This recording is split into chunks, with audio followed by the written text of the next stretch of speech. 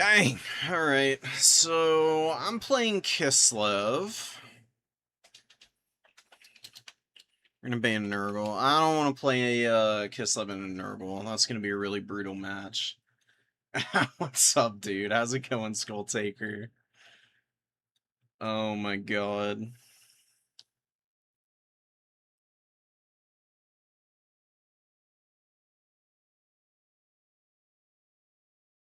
I hope you guys are doing good.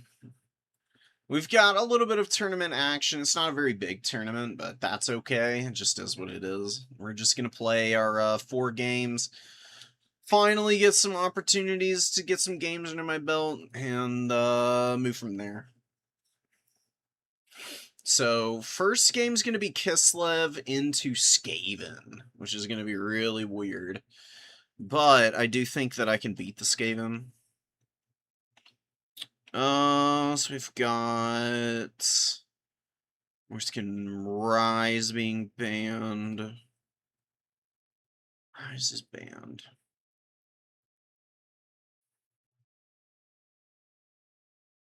We're gonna ban Swamp. Swamp is gonna be a really bad map for Kislev. Blasphemous Snowfield should be a little bit better.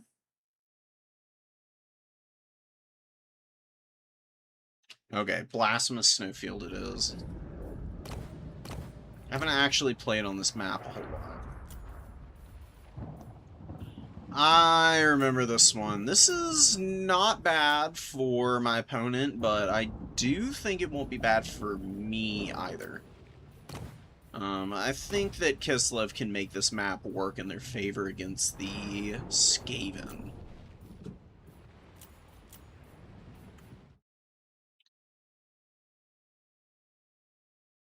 While I'm picking, I banish you.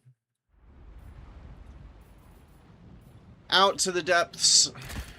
I'm gonna have to hold on while I make my picks here. So what style are we going for?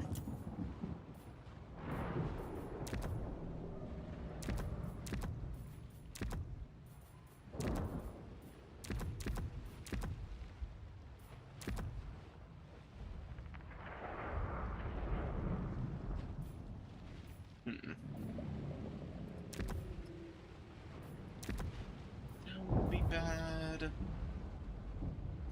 Yeah, buddy here should be pretty good.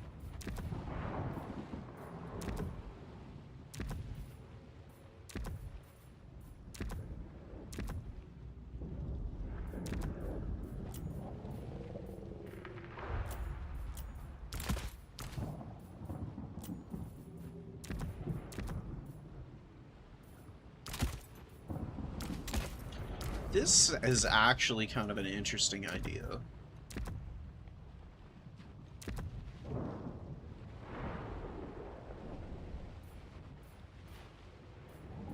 Is this a terrible idea?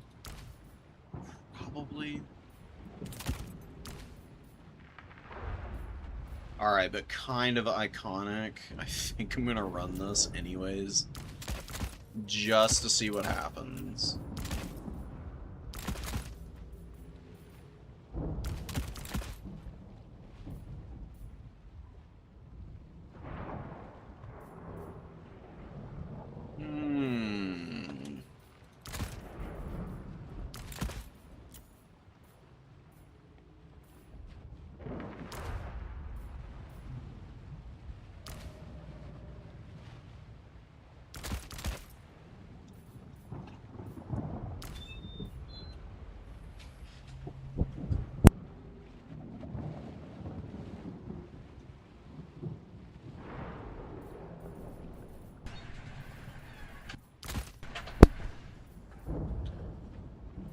Alright. Still trying to figure out what the remainder of my picks are. Probably don't need as many of these guys. I think I'm gonna cut down on them.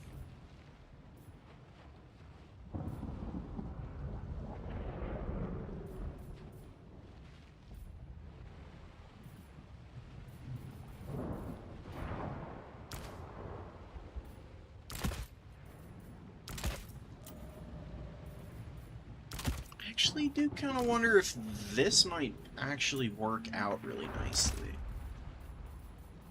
Hold on one moment, guys, while I do a little bit of something to remake this army right now.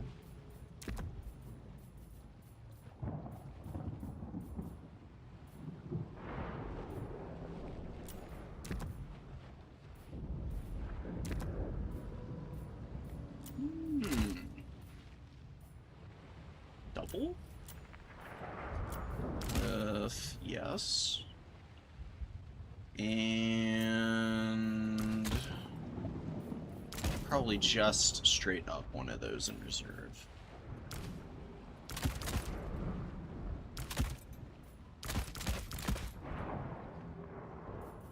A few of these guys. Some of these.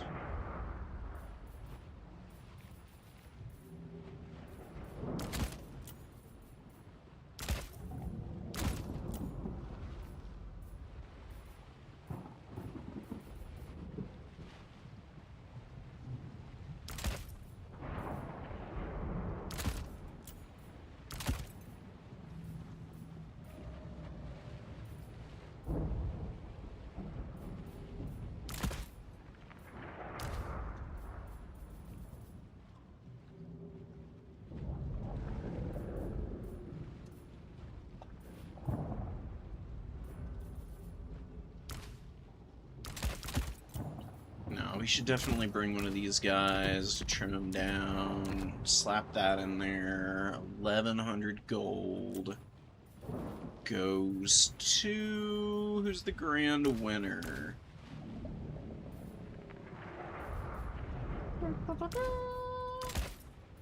These guys. Sure. Seems alright.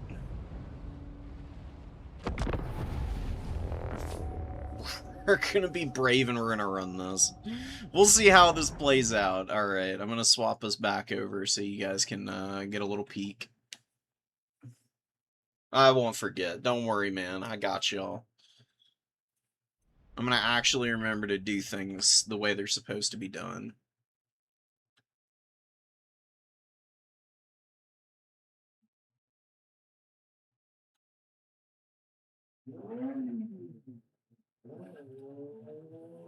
You can hear people in the background going absolutely crazy on their motorbikes, probably.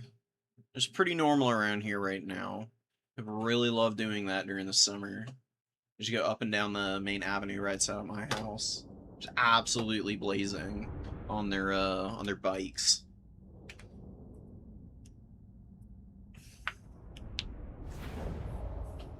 A lot of them pretty unskillfully, as can be attested to the fact that I've seen and witnessed multiple motorcyclists from around these parts just, like, laid up from having wrecked.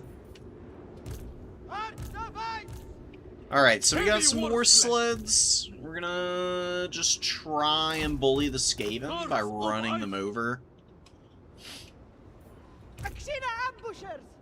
We've got some Akshinas. We're gonna be in group 4.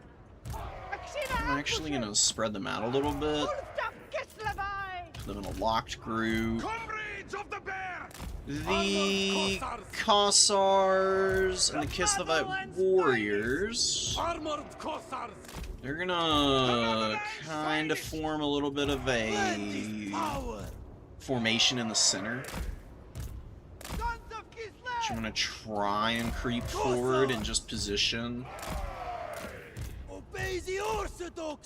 so that they can hold some space in the open field while still keeping their toes on the points. Which is kind of the play, and then the Akshinas are going to actually just cap this real quick, since they're well within the range, and then the heavy war sleds are going to rush up and protect them if there's just like a fat wall of gutter runners and the like, which is fairly common. Out of the Skaven, I've noticed. They really love to slam out just hordes and hordes of rats to throw their little ninja stars at people nowadays.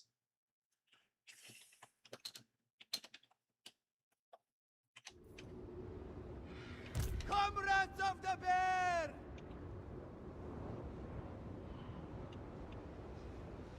Yeah, we can rotate out and hide in trees and do whatever we need to stay alive. Chariots can't hide, but they can just sit in there and be relatively okay.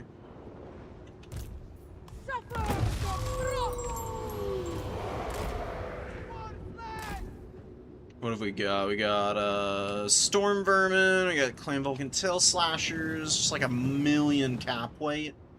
Rushing up to try and grab points. He's just gonna try and drown me in bodies. He's like expecting me to not be able to clear all this out, which could, you know, theoretically end up being a problem. It is a lot of stuff to get through, and there are a lot of Storm Vermin who are kind of nasty, not really a unit that I'm super excited about facing down. It's good to put your chariots on melee mode, otherwise they're just in the stance that's a little restrictive for them. Where the gale blows. He's got a bunch of stuff on here. We fight for Ursun. Very well. Position out here. I am gonna go ahead and actually bring up a Zarguard to hold this back point.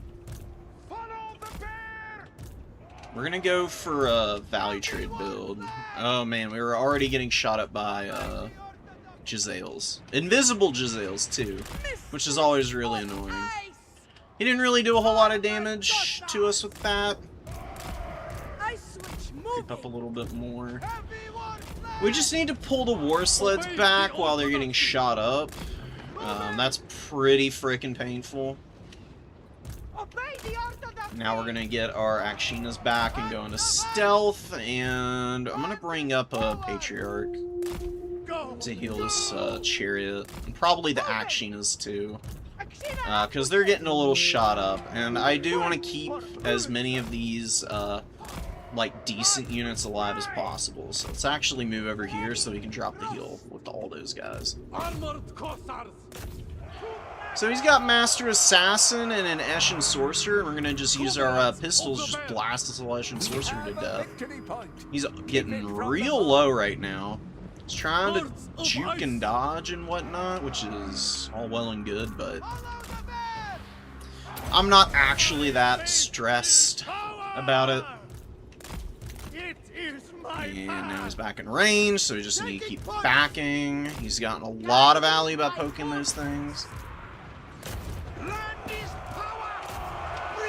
Alright, let's start poking. Let's move up.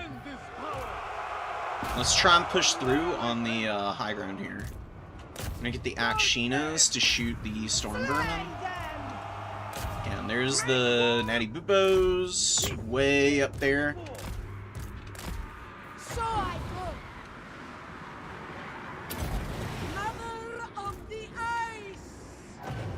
We've got a bunch of little guys coming. Let's get Terror on the field actually and try and run these fools down.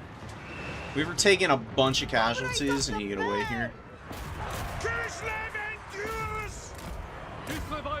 Get the chariots to move into the wolf rats and try and run these stupid little things down. They can actually do some pretty good damage to them. Chariot is really smacked up right now. But it's just gonna have to do what it can, ultimately. We fight for Ursun! They die! They die! Strike them down! Okay, these chairs are just completely stuck for some reason. I have no idea what's going on with them. What are they trapped on? There's nothing here! It's a bunch of clan rats, bro. Why? Alright, we've got a little bit of a mess going on.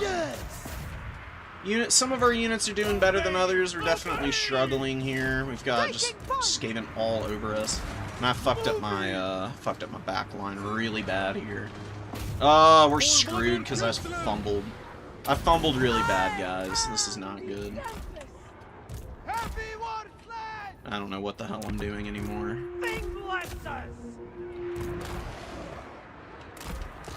Rat ogres on the way in.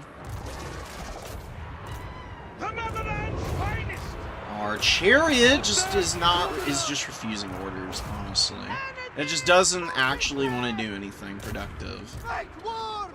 Alright, we broke a bunch of guys here. We're gonna try and run these guys down. We're gonna drop a fat heal on myself.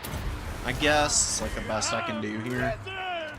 Because my hero squad is just like ridiculously and brutally stuck. War sled is struggling. These things are struggling. My frostworm is dying. I'm absolutely fucking cooked. God damn it, dude. Oh, I fumbled this so hard. Taking point. Suffer the frost. Freeze them alive. Bring out a One of your units has been destroyed. Patriarch. The blizzard rises. Winged Lancers. I just don't see what Winged Lancers are gonna do for me. My Akshinos are just like stuck doing absolutely fuck all. I've got my big monsters stuck in Storm Vermin. I don't have a way to clear Storm Vermin. I shouldn't have brought these chariots, dude. They didn't do fucking anything. Oh my god. They just got stuck in the first unit they ran into, and yeah, now we're just sitting here and we're having to grind into a million spears and we have no bodies on the ground, so we're just fucked. Oh my god, dude. That sucks. What a terrible game. Holy hell. So, I'm beyond rusty. I'm, like, hopelessly outclassed right now. So I get to lock in, or I get to probably lose the rest of my games. That sucked. I don't know.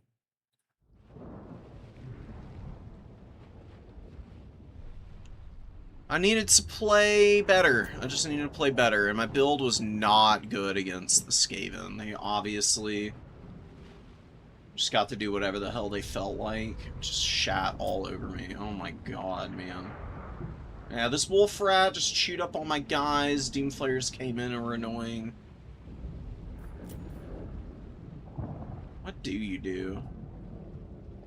Go for single entity swarm or something? Death Frost your guys down or something? I thought Kislev would be better against Skaven. But, that felt like a terrible matchup. Absolutely abysmal.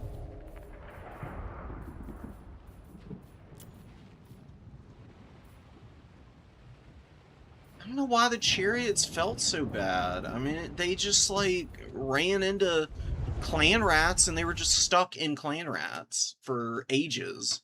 I kept giving them orders and they'd just stay there, getting eaten alive. It was so bizarre. I don't understand. Like, I get one of them got shot to death, and that's just how it is, but the other functioning the way it did seemed very peculiar. I don't know what I was doing on my end that made them completely unwilling to push through the unit that they were engaged against. Because the idea is that you drive through the enemy as a chariot. You're not supposed to stay in the middle of them getting smacked in the face. Something somewhere along the line got completely misunderstood by these war sled pilots. I have no clue. I don't know what you do against Skaven. I mean, it's not like running Little Grom is really going to be all that good. Maybe you just run Ice Witch on the big thing, or Zarina on her Ice Court sled.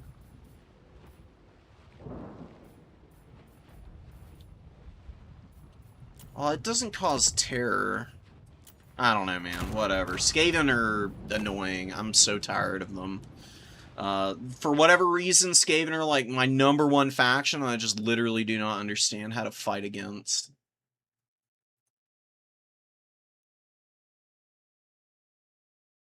Units don't move as well as they should. I don't know, man. I mean, I just haven't played in a long time, so I'm completely out of my depth right now.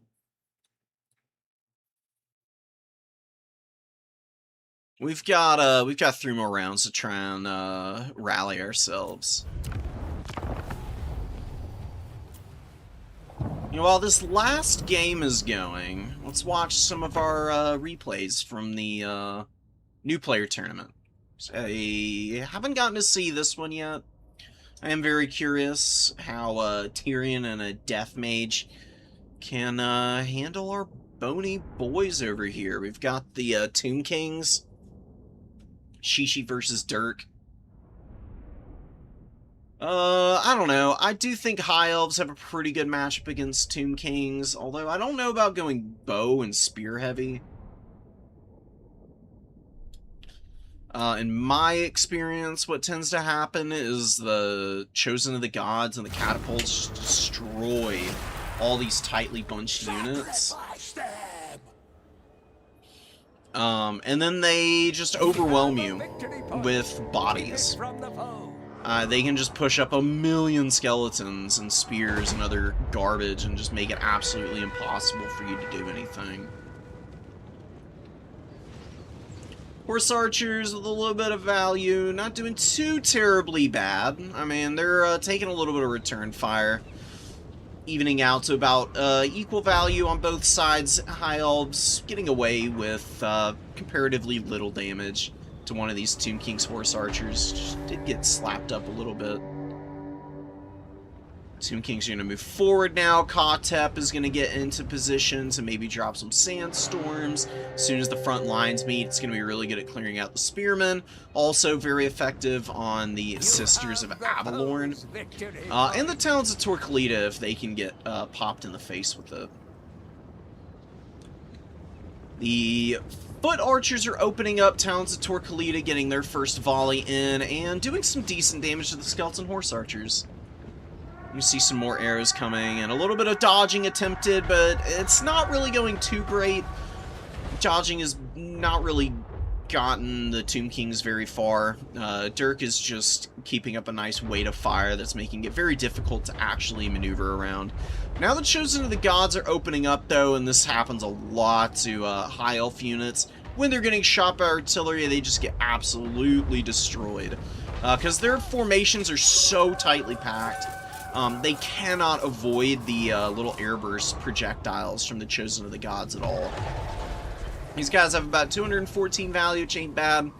Doing a pretty good job of getting Shishi into a little bit of a lead, as well as using the catapults to hammer the Talons. Towns of Torquilita are taking a good bit of damage here. Definitely struggling a little bit more than you would probably be comfortable with as a High Elf player. Hold on. We're actually going to advance the tournament because the last game just finished. So I'm going to go ahead and advance it. And we're going to try and get through as much of this as possible. The second this game is kind of over, I'm going to jump out and we'll go on.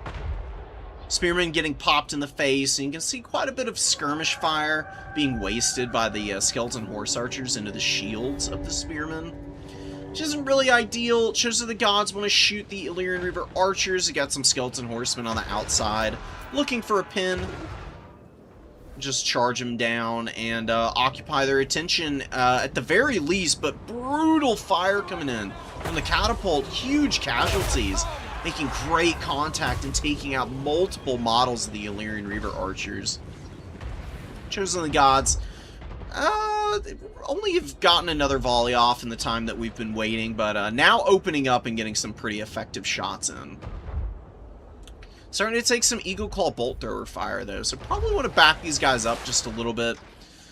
Just keep them a little bit safer. You can just move all this infantry forward. The Tomb Kings are being way too cautious with all these bodies, but I guess he really wants to go heavy on the Valley trading, because he brought in another catapult. He's just holding all the way back here. He's not moving forward an inch right now. Which honestly means the Tomb Kings, or the High Elves, probably could bounce out here and get the triple cap and really get that going. Just to put pressure on the Tomb Kings to move forward. Otherwise, you're going to be hovering in the backfield here and kind of getting lit up. I mean, you can see Shishi is starting to widen the value gap, and Sisters are really getting pummeled. They've lost 17 models. Leadership ain't looking too good, because those catapults apply a lot of debuffs. They've got the take cover effect and the damage by artillery modifier. Damage by artillery is -10, take cover is -8, so -18 leadership. It's a little bit scary no matter what faction you're playing. Tyrion's holding back. Tyrion is basically just on the field to kill Kotep or go after the Necrotect. I would probably just use Tyrion to go after Necrotect, because that's where you'll probably get the most value by getting rid of Vambraces of the Sun. ASAP is a really annoying little ability. Do not want this guy to have access to it for an extended period. You can see the Tomb Kings are going for a bit of a hold on this point. They're having to commit their Skeleton Horse Archers, who are taking a lot of casualties. One of whom has gone down. Beautiful Usirian's Incantation of Vengeance on the Fireborn. Fireborn are a really elite unit, and Usirian's is uber effective against these guys. I mean, one of the nastiest single target direct damage spells you can drop on cavalry. So 1800 gold unit, getting down to about half HP already, and Grand Hierophant Kotep with just one cast on Usirians, up to about 500 value. He hasn't used a Sandstorm either, so he's got a lot of heavy lifting that he can put in now.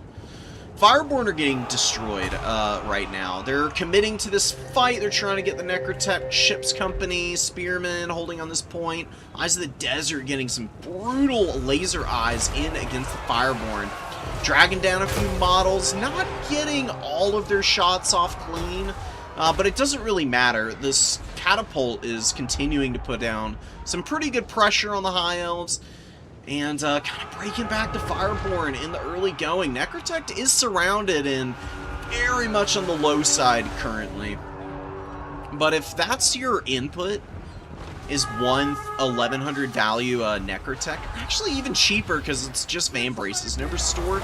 Really 1000 gold Necrotech to survive, and you take down the Fireborn, which is one of the more gnarly single one of the gnarlier single entity counters that the High Elves have. You could probably bring out like a Kemrian War Sphinx and start running over the Spearmen here and terror-routing them off the field, or just keep up the pressure with the catapults, because High Elves are in the danger zone right now, and Sun Dragon is coming up. I don't think that's going to do very well, considering the Eyes of the Desert are fairly healthy, and also in pretty good position to get some shots in.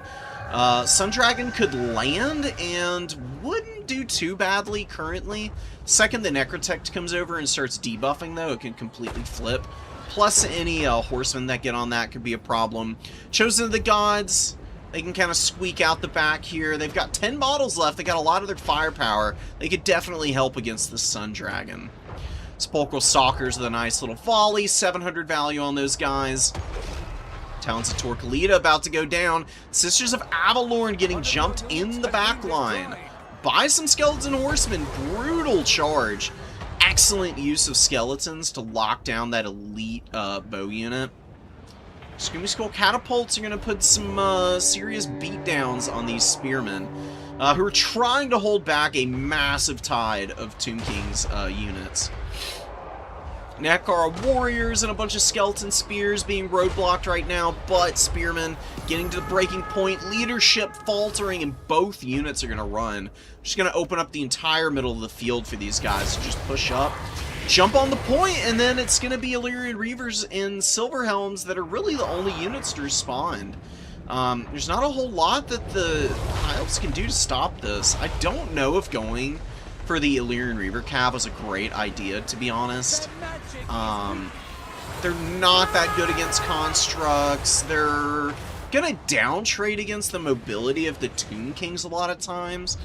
If you're spending a significant portion of your game running from Skeleton Horsemen with your Illyrian Reaver Archers, that's actually a big problem for the High Elves, because they do tend to struggle if their front line and their skirmishers get separated. And the Tomb Kings, having much cheaper mobility, are going to be able to, like, you know, just focus up and continue the beatdown with their shooting. They've got plenty of units for that. Screaming Skull Catapult goes down. The Eagle Claw Bolt Thrower is actually able to take all the models offline of it.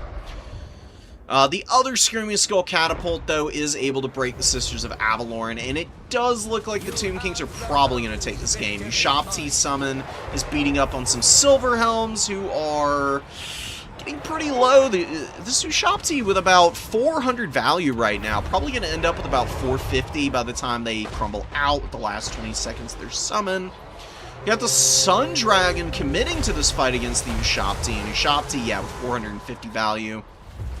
Going down, Skeleton Spears, taking up a lot of room, and a triple cap coming in for the Tomb Kings. I'm going to go ahead and fast forward through this.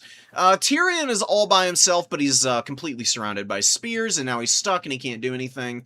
And now the Sepulchral Stalkers are going to finish off the Dragon. 1,800 value on the Eyes of the Desert. It's pretty freaking good. Obstructed, but the Dragon is very low and probably not going to rally. Million bodies, but good roadblocks. Nekara Warriors up on that point. Number 3 is going to get swarmed by Cav.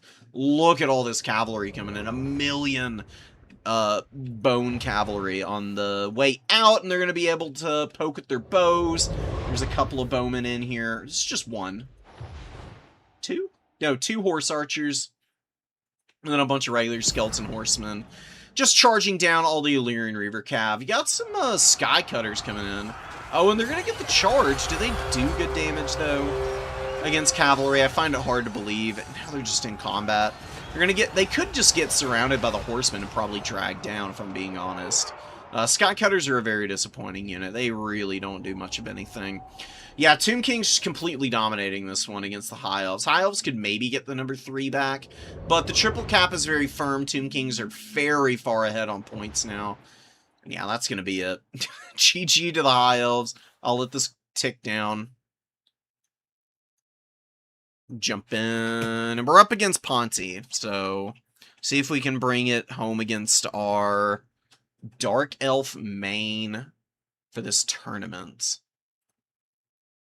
Ponti's really good at the Dark Elves. Probably ban those guys out.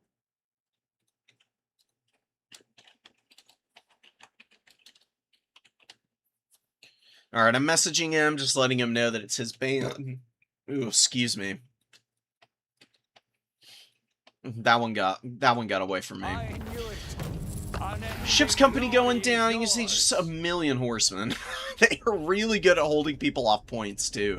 Especially when the Tomb Kings, like, sneak caps away from people and they don't have to use their cav on the objective. That's where Tomb Kings tend to dominate.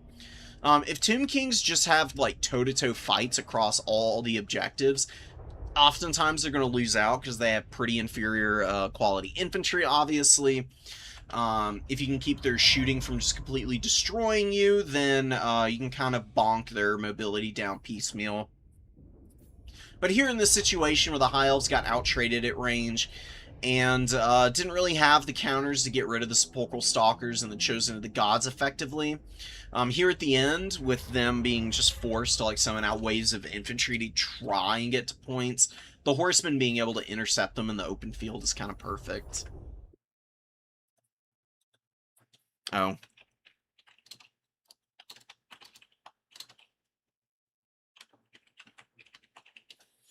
So Cornkiss left Beastmen. Our opponent is making a decision as to who they're going to ban.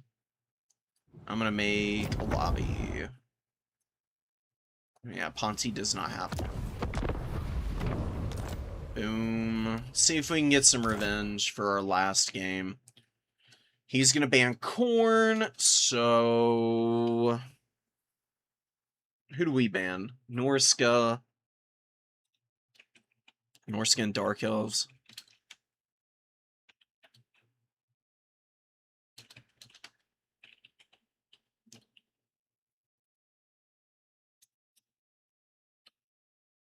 Warriors of Chaos versus Beastmen. They've got Hellstriders, which are pretty freaking scary. Actually, I think I'm going to ban Norska and Warriors of Chaos. I'll let Pawnee play his main, and I'm going to run Beastmen and see what I can do against these Dark Elves here. I actually don't think this is... I really don't think this is going to be nearly as bad as it could be.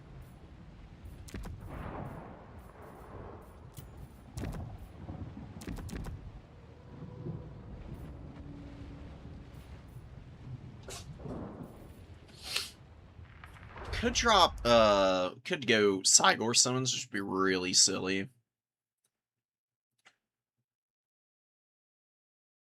I don't win this round, then we'll just full meme for the remainder.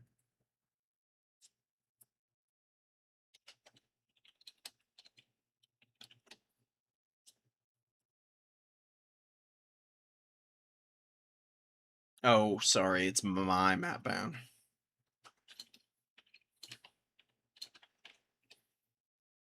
What map do we want to ban for this round? Beastmen versus Dark Elves. Probably ban Gates of Ekrond, actually. Actually, Gates of Ekrond would be pretty good for Beastmen. Such a big map. Sword of the Lake is probably where we don't want to fight. Yeah, no. Yeah, no, ban Sword. So we're going to ban Sword of the Lake, and we'll see which of the other two our opponent takes. Ekrond's... Or, Gates of Ekrond would be pretty nice, TBH. Very big map for the Beastmen. It's fairly easy to hold on here. If you just play the off objective way out here on the edge of the map and your home objective for the Beastmen, because they're just so fast getting between points. Way faster than even Dark Elves, who are a pretty quick faction, mind you. I think, though, we can definitely throw some units in here that can actually cause them a lot of problems. He's going to play Brave Valley, and actually... I'm a little shocked by. I wouldn't have thought that... I wouldn't have thought Dark Elves would want to fight on this map, to be honest. This is not really that great of a map for factions that lack Woodsman and Strider. I guess Doomfire Warlocks are going to probably make a big appearance here. They're really freaking annoying. Definitely one of the more problematic units that you can run into as the Beastmen. I wonder what we want to run for our infantry. I actually do kind of want some Zangors. I definitely think I want one of these guys.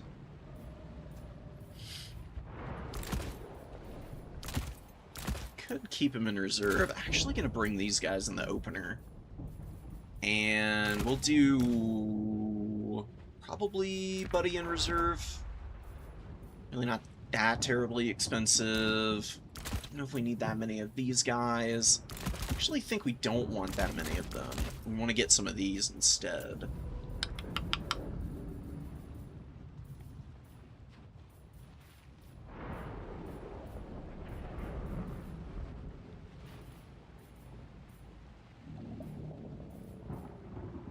And this is all contingent. Ponte is a pretty tricky player, can bring some really unorthodox builds. Could run into some problems because of that. There's no guarantees that what I end up bringing is going to actually go well for me. Seeing as the Dark Elves are a pretty frustrating faction in terms of the kind of punching power they can throw out. They've got, oh, I remember what they have. They do actually have a pretty annoying couple of units that they can run.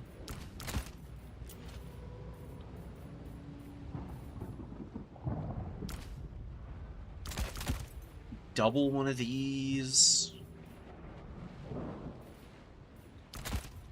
Actually, no. Okay, we've got that. We've got that. Yeah, yeah.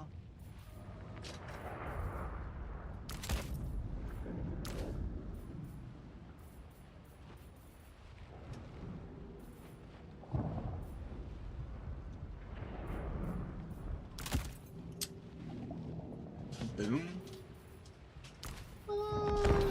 Yeah, this'll work. Let me swap. We'll just see how it plays. I'm not gonna be too obsessive over it.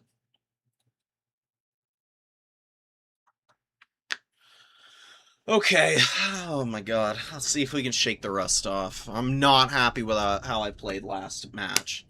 I just was complete garbage. And last game, I think I counterpicked myself into an awful matchup. This one's probably going to be a little less terrible. I mean, we do need to be careful of Burning Head, and there's always the possibility of some truly scary lords. Hellebron is somebody that I am a little worried about. Crone Hellebron can be really obnoxious. She can definitely do a lot of damage to Beastman units.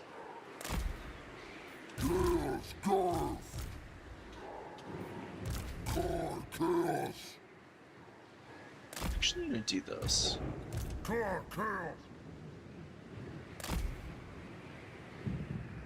We've got our entire army to Vanguard. Literally everybody, except for Malagor. Malagor cannot Vanguard.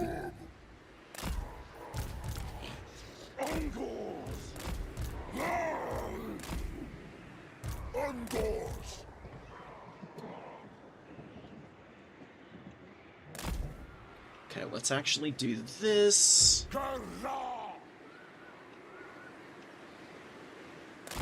get a couple of crappy guys to cover that point. What you do here, I can actually rush these Gore Herd in and just immediately start trying to take over the woods here, and we can play off these two objectives. And if we need to, I can always rotate my stalked units fairly easily. Just give them a nice little order to rotate around, and we can position up over on the number 2 if we want. Just depends on what my opponent is going to be throwing out here.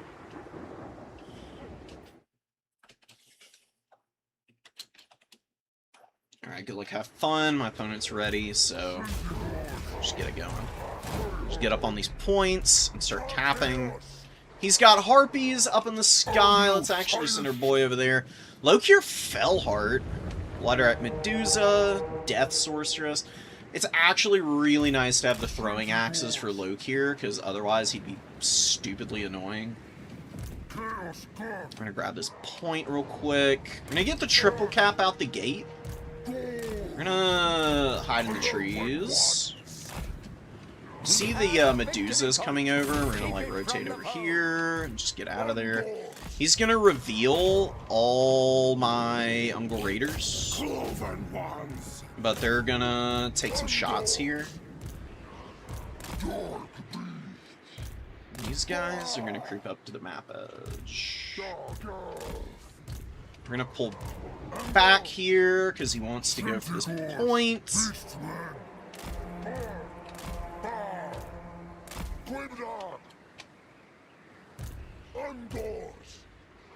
Let's actually position like so.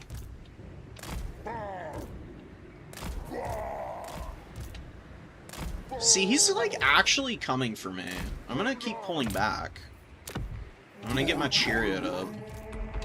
These chariots absolutely dunk on Dark Elf units, believe it or not. Okay, we get hit by... Yeah, that's just whatever, I mean... Okay, I can hit you with magic too, bud.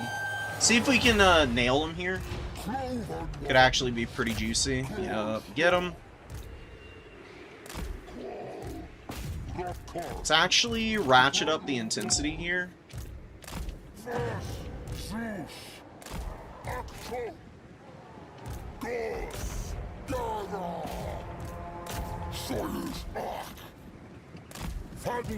Yeah, so your chariots just do a crap ton of damage, like, through enemy units, actually. They hit so hard, it's kind of unfair, gonna be honest. They really are one of the more frustrating units for the Dark Elves to have to deal with. Because, I mean, to be quite honest, they just don't deal with them very well. Let's actually get behind here and then collapse.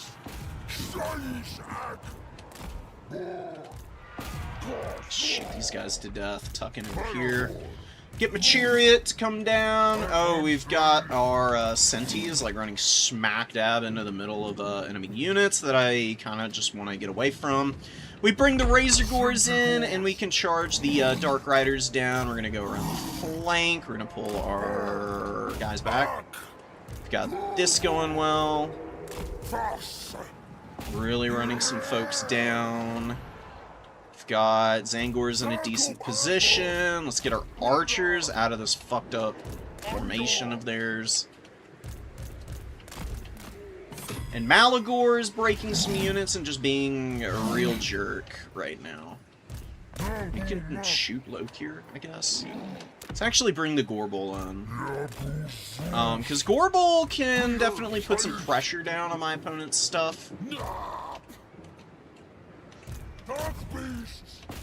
We're gonna try and get this Medusa. This Medusa is very, very vulnerable right now. Drop this here. Got a decent core of units running around. These units are just distracting over here. Razorgore Herd can go after that, so we're gonna bring these guys in. Chariots are gonna run through. Gorbel and Malagor are gonna bully this thing. My archers still are not getting in position the way they should. We're gonna rotate some guys over here. We got a great engagement against the Medusa, and we absolutely steamroll it. Now we're gonna be going after this. We've got chariots doing their thing. They're distracting Lokir, very importantly. Yeah, we've got Razorgore Herd that are just kind of rampaging around now. Get these guys up so they can throw their axes. We're going to get Malagor and Gorbel over so that they can do things. Shoot these guys here. We're going to push through with the chariots. Grinding these guys down pretty nicely. Let's bring up a Corngore.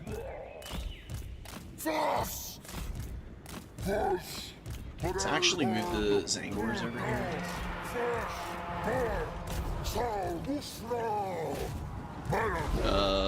Malagor, I kind of fumbled here. Not too badly, to be honest, though. Should be relatively okay. Dark Riders are going to attack me. Let's just countercharge these guys, do the best we can to grind them down. We're like winning over here. We've got Blackrock Corsairs fighting me. Let's unsummon these guys. Let's get more Corngores up. I think Corngores are going to be a little bit much for my opponent to break through. I actually don't know if he's got the sauce to handle them. And we've got a really nice surround going, and we're gonna get out here and go after these guys. We're gonna drop a really filthy pendulum. It's gonna nail these black arcs. Yes. Oh, and now the Gorbel can just bully Big Dum Dum in the sky. We'll drop a Flock of Doom because we can. Bunch of stuff going on over here. Let's try and shoot this Medusa. Let's unsummon these guys. Keep throwing those axes. Backing up here. Trying to kill the Sorceress. We've got this Medusa that's still harassing. Let's try and get on top of this thing.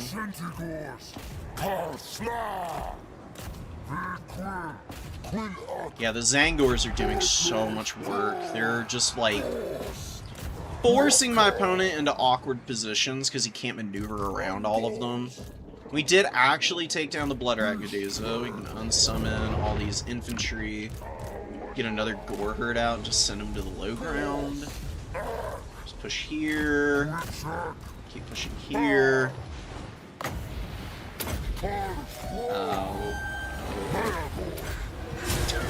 We fumbled that. Oh, I didn't hit anything. That's really unfortunate. Just get off. Fight here.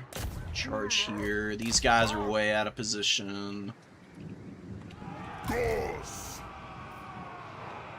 Do I want another Razor Gore herd? I actually don't know if I do. I'm gonna get out of here. I'm being dragged all the way around the world right now. I don't know if he's seen his Deathcaster rallying, so we can go after her. I think we bring our throwing axes were not that strong to start the game. But my opponent is very depleted, and I actually think will be pretty good here in the late game.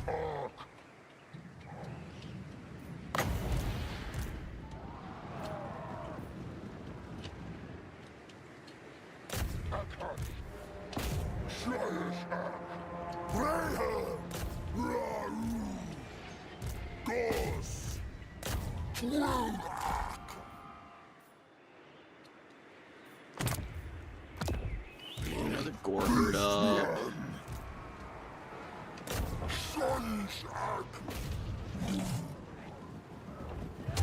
Let's get these Black Corsairs.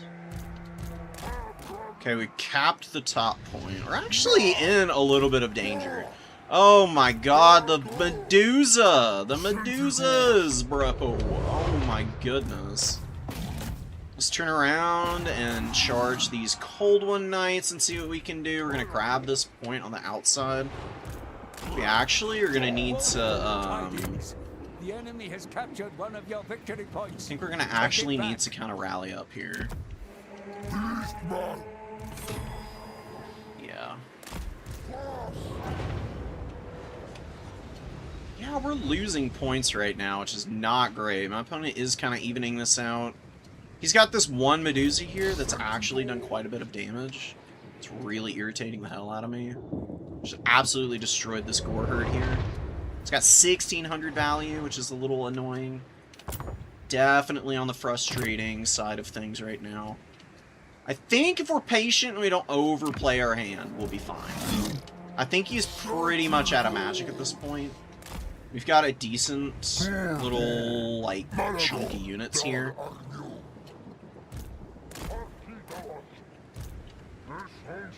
Oh, he's got the Raven here? What the hell? He's got the Raven Heralds? What a madman. Oh, and he's gonna... Oh, he's dropping a long-range Spirit Leech. Uh-oh, Malagor is in real danger of breaking, actually.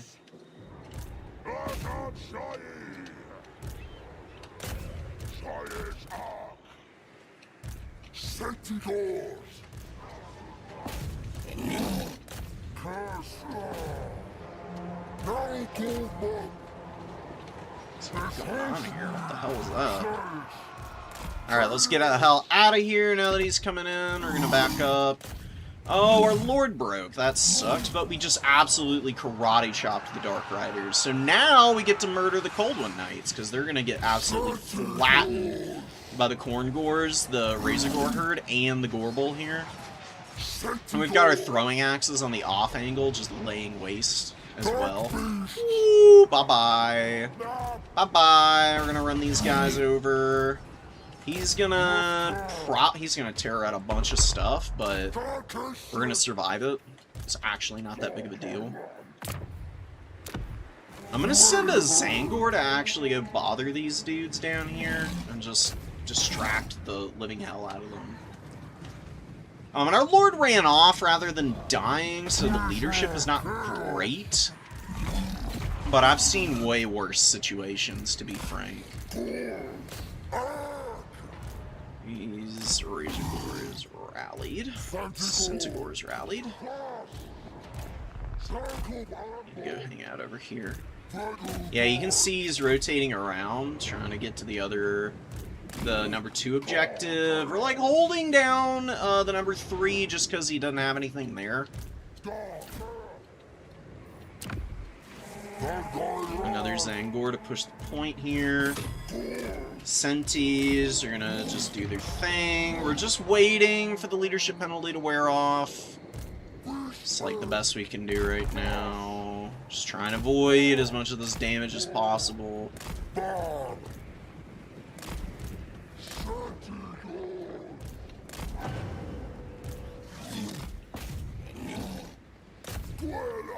Send some units to go attack. What do we do? Do we save up for something, or just kind of accept our fate here? Need to grab this objective.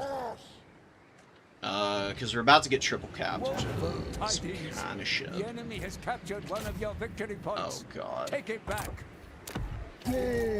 Malagor running off the field might get me fucking killed here, because my opponent is playing the points very cleanly.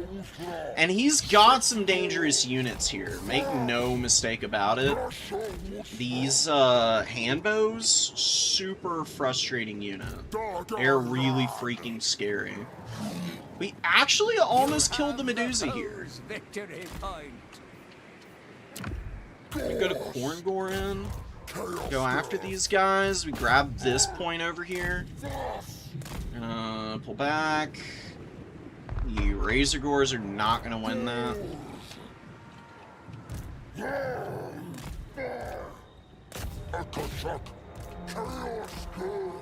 He's going to get a Terror Rat over here. Because, yeah, those guys are just not going to like that. See if we can get some throwing axes in on Lokir. Oh my god, yeah, we did. We just absolutely nailed Lokir with that. He gets a Doom and Darkness on us. Let's just try and get through. Let's kill this thing here. Let's get some Razor Gore herd in. We got another Razor Gore herd on the field. We're holding the points. We're fighting a Corsair unit here. We're sneaking in under the objective now. And, like, the Raven Heralds are, like, a really cheesy unit, and they're kind of cool, but they're not going to be able to keep this secure for our opponent. With all these units getting up on the point, we're probably going to steal this away from them in just a second.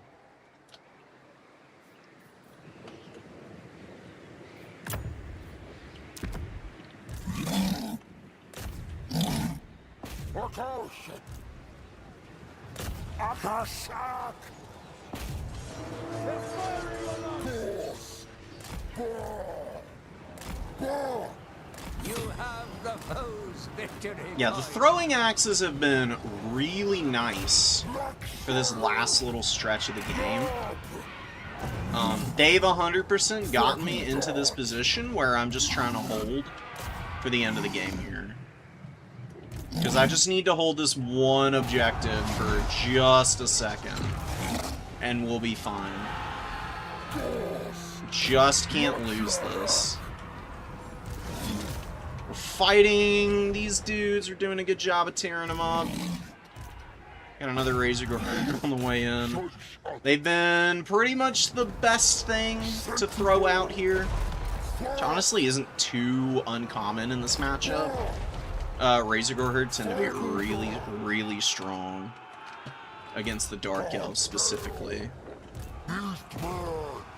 Oh, I don't know if we can hold. I don't know if we can hold this. I actually think we're about to lose. Uh-oh. Uh-oh, uh-oh, uh-oh. Come on, come on, come on, come on, come on. Go, go, go, go, go. Ah! I think we're gonna lose. No! It's not possible. We got a big one over here. Taking a big fight over here. Oh, I'm gonna lose because I moved off the point. No! Oh, are you kidding? I'm gonna lose this game. I really am. I'm about to be going to the bozo zone. Because I didn't play my objectives correctly. Oh my god, are you kidding me, dude? You still got magic? That is crazy. Oh my fucking god. Please. Yeah, I just am not gonna be able to get these points back. God damn it, dude. Ugh, GG. Oh, and freaking 2? Are you kidding me, bro? And my Lord dying, or my Lord running off the field sucked. That really screwed me, because then I couldn't do anything about holding the points. I probably should have run a different Lord. Malagor didn't really feel all that good there. Razorgore Chariot got shut down kind of hard. Yeah, the Razorgore herd were just rampaging over my opponent and were carrying me so hard. Lokir in the late game was actually pretty terrifying. Should have probably focused him better. Dark Riders did really well. I'm actually pretty shocked they did this well. And the Hambos just like kited me around and were really annoying. That's just a GG, man. Oh! God damn it. Is there nobody I can get a game off of? Oh, Prod Vlad. Absolutely. Should have. Yeah, the foot character that can't move is definitely what I should have brought in that game. Really what I needed to do was just keep Malagor farther away and just saved him for the late game. Because then I could have just come in and dropped Flock of Doom and Pendulum on everything. I could have done my own Doom and Darkness shenanigans if I really wanted to.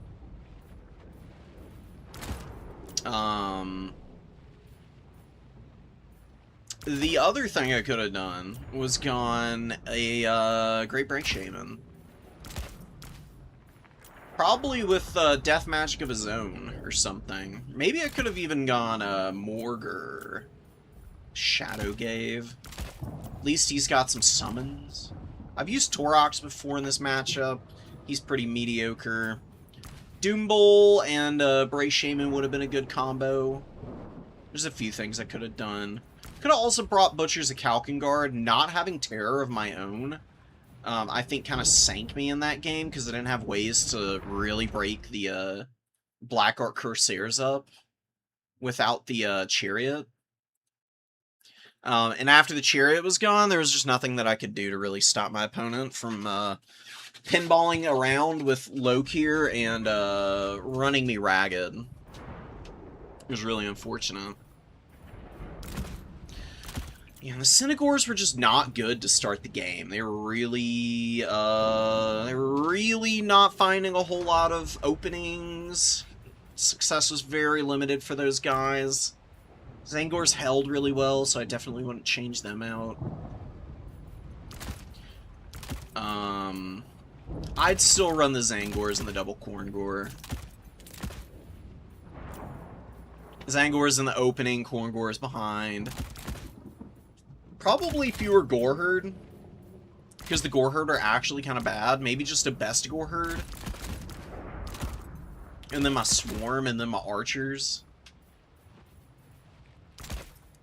Chariot in the opener.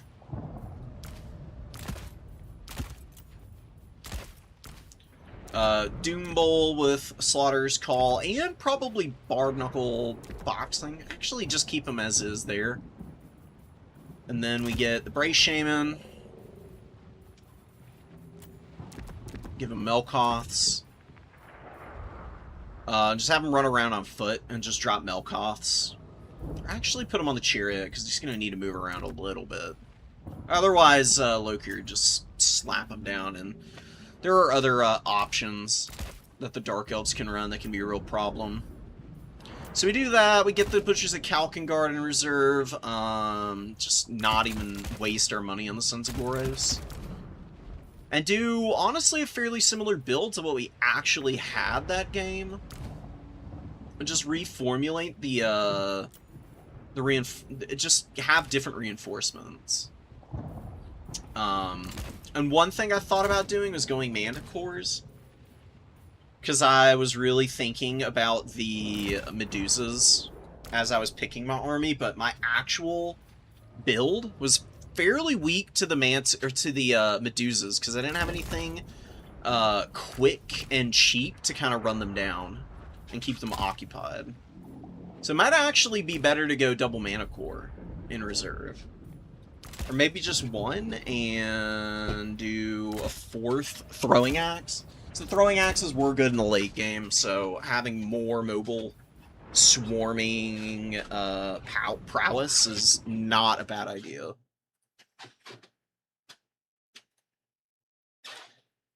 Round is done. Okay, bro. I'll advance it.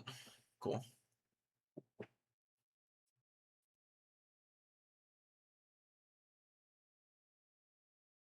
Casual farmer. Let's see if we can beat somebody who I don't think I've ever even seen play before.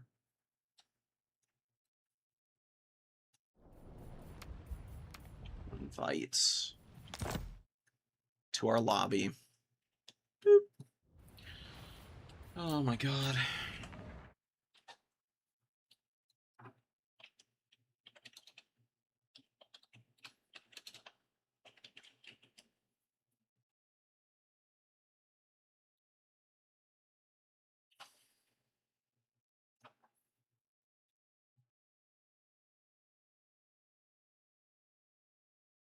Alright, I've sent a message out to my opponent. See what comes back in return. And...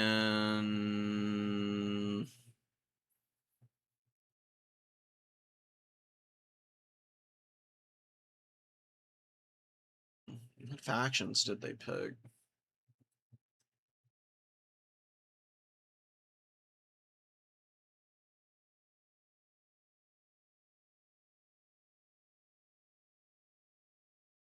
So Farmer lost to Maximillionaire and Turtles. What the hell?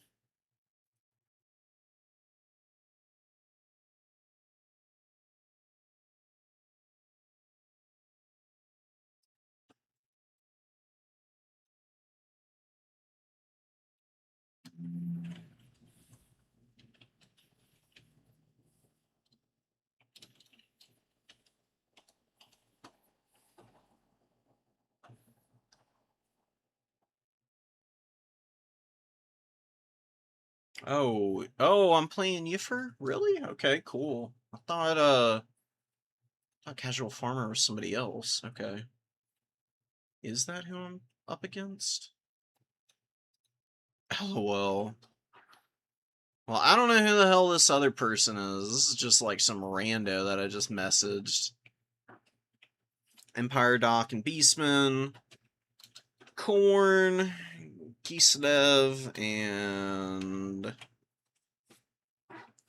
Beastman. All of whom... no, hopefully we get to play Korn, honestly, because I think I'll actually be able to win a game on my main faction. These other ones, they're just like my off factions. Not like my secondaries. I'm not nearly as just like clear-cut muscle memory as I am with Korn. Those guys I can actually just throw out there. Thoughts on the Praeton? Praeton sucks. Praeton is terrible. You would never ever use a Praeton over a Chimera. Chimeras are just 10 times better in every single category. It's not even close. I'll be right back, guys.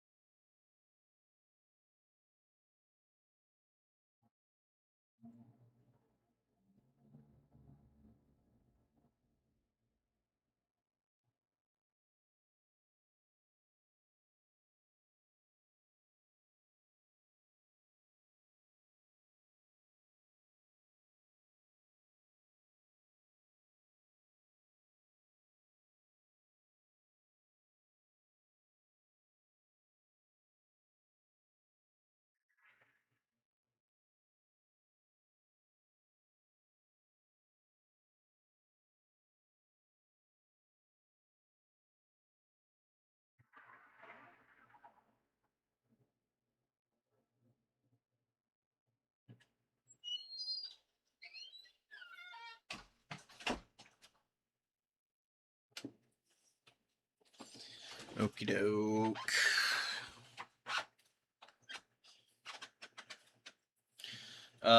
Honestly, Pratons are too expensive. Also, I think they just massively fumbled on the, I think they fumbled the design philosophy of the two monsters, the Chimera and the, Praeton. Like, I'm so certain that the Praeton should be the one with, immune to flanking. Because it's supposed to be this assassin sniper type of monster. Immune to flanking would mean that it can actually get in on something and stay there. And I think the Chimera should be the one that should have the damage reflection ability. And then it can just not have a breath attack, and that's fine. I think the breath attack on the Chimera, even after getting nerfed, is still a little bit strong.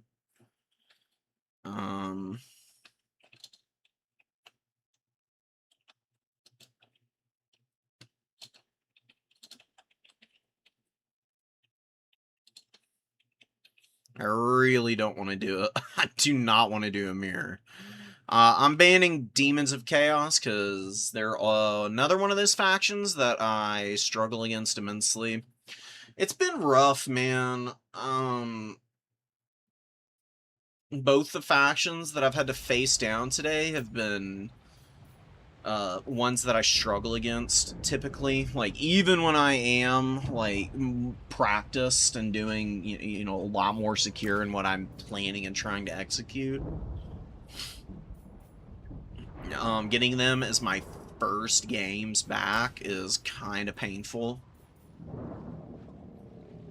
Hurts my feelings just a little bit. Oh man, yeah, this freaking thing. Pratons should be cheaper. They should be like 1,300 at most. I think if the Praeton were 1,300 gold, then it could actually do what it's supposed to, which is fly around and try and snipe things. For 1,600, that is just way too prohibitive of a price point.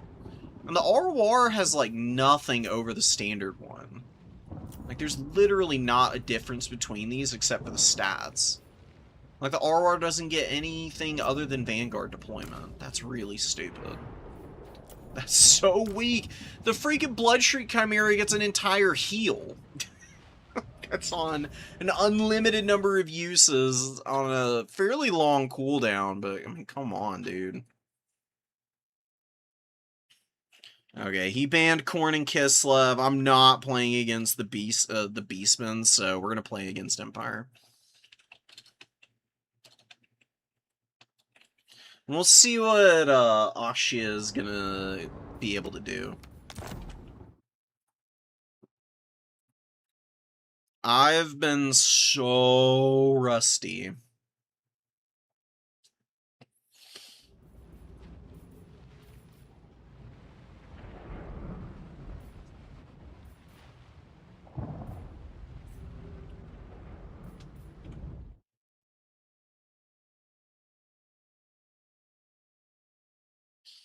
Getting one win will make all the difference for me right now. I think it'll give me some confidence that I desperately need. Because right now I'm playing a little scared, I think.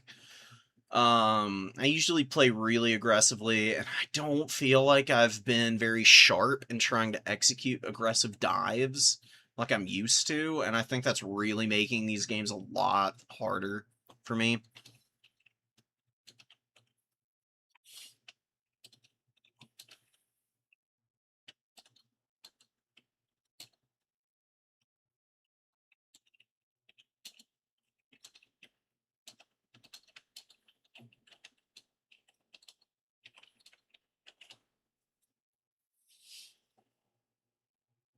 So, let's see what my opponent bans. Pit of Treasures, Mercenaries of Tilia, and Glinty Tooth's Crag. are the maps for round 3. There's only going to be 4 rounds. I will cover semis and finals, but I'm only going to do the replays. I'm not going to live cast and sit through, like, you know, an hour plus of horrific lag. It's just not going to happen. So when we get to the semis and the finals, I'll find some new player replays that we can watch while they're playing the games, and then we can jump in and just rapid fire them. 150, yeah, it's 250 gold for the stats and Vanguard, and that's not worth it for Prayton. What about one-use breath attacks? I just don't... I think there's plenty of monsters with breath attacks. Can we just stop putting breath attacks on flyers? It's really exhausting. Give them some interesting things. Like, the Prayton's got this really cool, interesting ability that it cannot use because it gets absolutely destroyed if it gets surrounded. Because it has terrible melee defense and it debuffs itself with its ability. I feel like what all-consuming hatred should do is melee damage reflection like it's set up, fine, but instead of just lowering melee defense, give this freaking Prayton a bunch of Fizz Res from this ability. That way, it gets up to like 60% Fizz Res, and it's resisting a lot of the damage it's taking. And then it can actually use the melee damage reflection ability somewhat effectively. Anything to improve it.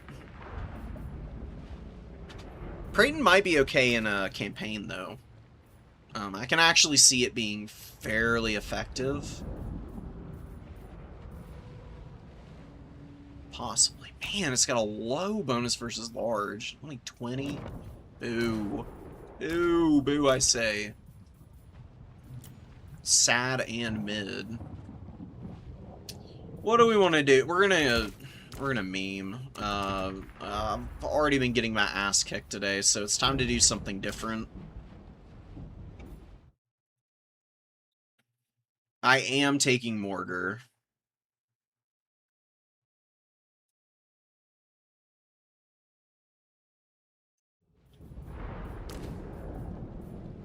Everything else, though, I'm gonna be acquiring quietly in the shadows.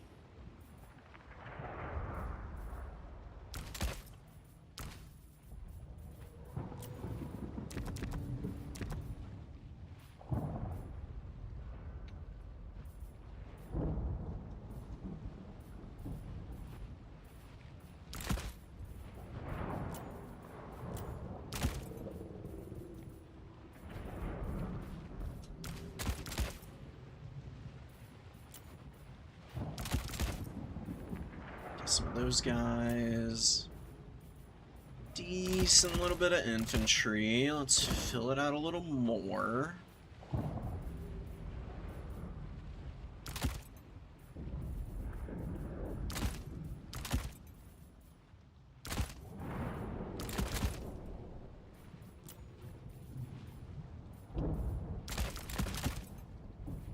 Throw those guys out. Actually,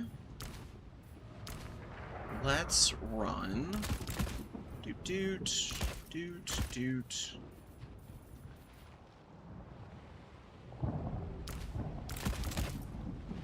Couple of them.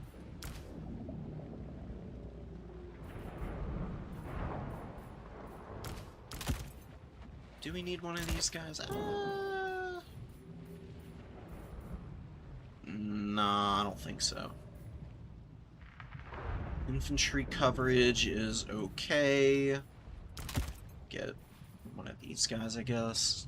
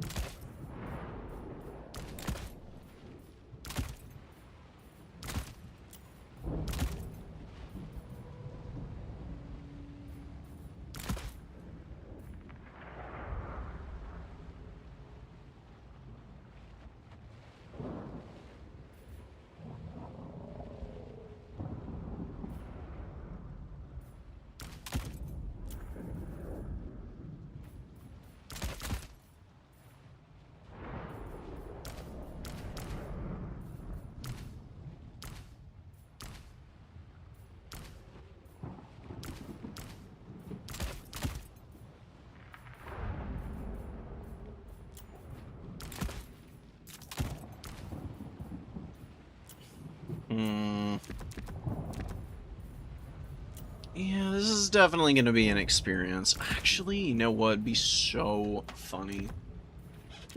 I'm doing it. I'm doing it, guys. I'm actually doing it.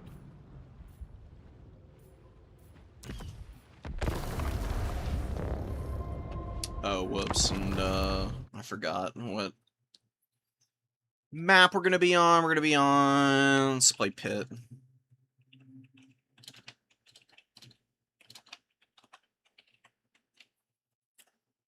Let's play Pit of Treasures. Glinty Tooth's, Crag is an interesting map, but I kind of want to play something a little bit less, that. Oh, this is the one with the crazy close-in capture points. Oh.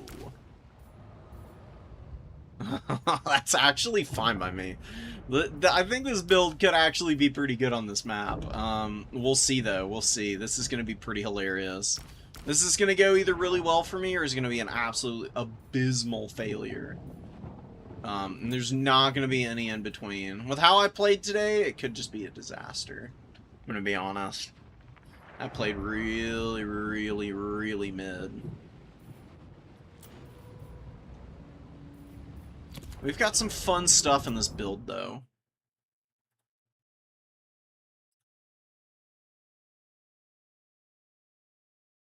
See all the restrictions down here. Slangors and Forsaken are limited. Really, the big ones are, like, the few up here. Like, Horsemen, Horsemasters, and the Glade Guard bands. Those are just so that, there's a little bit more build variety. They're maybe not the most necessary bands, but I thought that they were probably going to be nice. Just so that Wood Elves don't just spam out archers and just go mega unga bunga that way. And then Norska and Walk not just going full mobile kite builds and never getting to interact with them ever again. I figured that keeping the Horseman limitation would be something that would make the games a little bit more engaging. People like ran into some Norska mains. Or Walk mains. Both those factions can kind of do the same thing.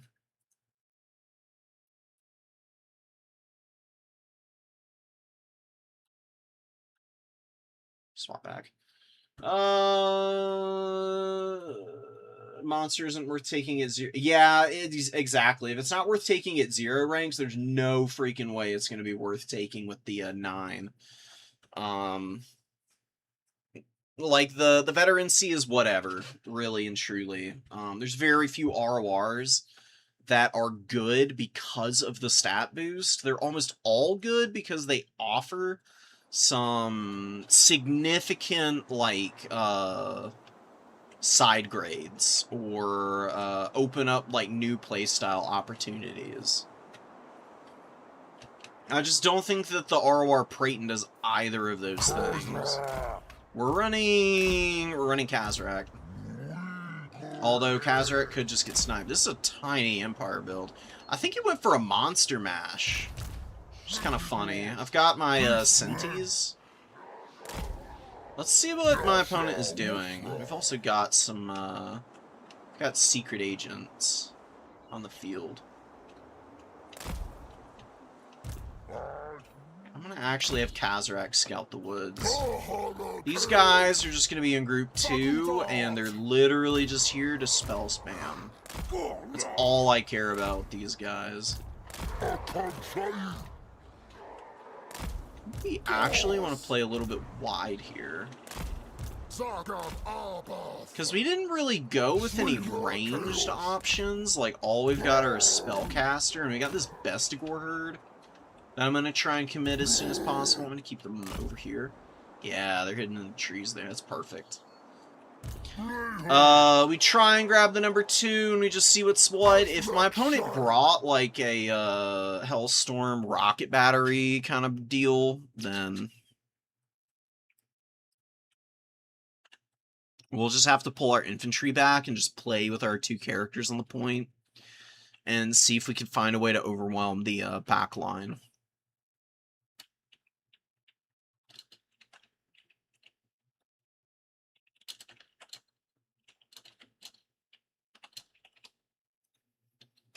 Let's see what we can get going.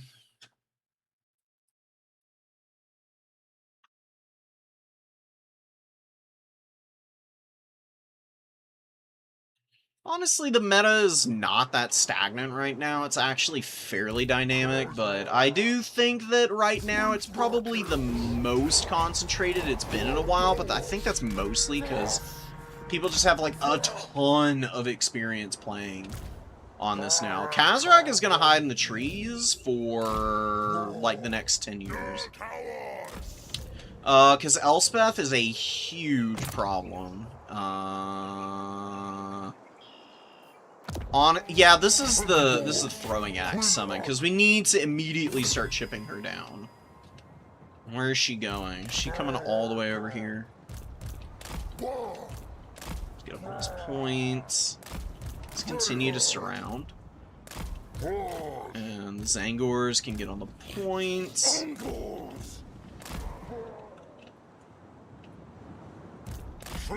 Just stay back. These guys in group 3. Kazarak again, just chilling in group 1. We're gonna go see what's over here. So I probably have invisible units. He's got 1, 2, 3, 4, 5 units. So he's got 2 units somewhere in the field I just can't see. I don't know what the hell they might be. He's brought silver bullets out, which is kind of cool. Okay, like, fair enough. Let's get the Senegors back. Just have these guys running around. If, yeah, Elspeth wants to try and snipe these guys, whatever. She actually didn't even do that much damage to this one. We need to back. These guys are gonna wait. We're gonna try and jump whatever my opponent throws. Oh my god, he's got freaking he's got roll altar Griffites in the freaking trees over here. Oh my god. Disaster. Let's run these guys down. Let's get back here. We got throwing axes in position. Okay, we actually did kind of get a good jump over here on some of these units. We need to send these guys to the back line. Send these guys back.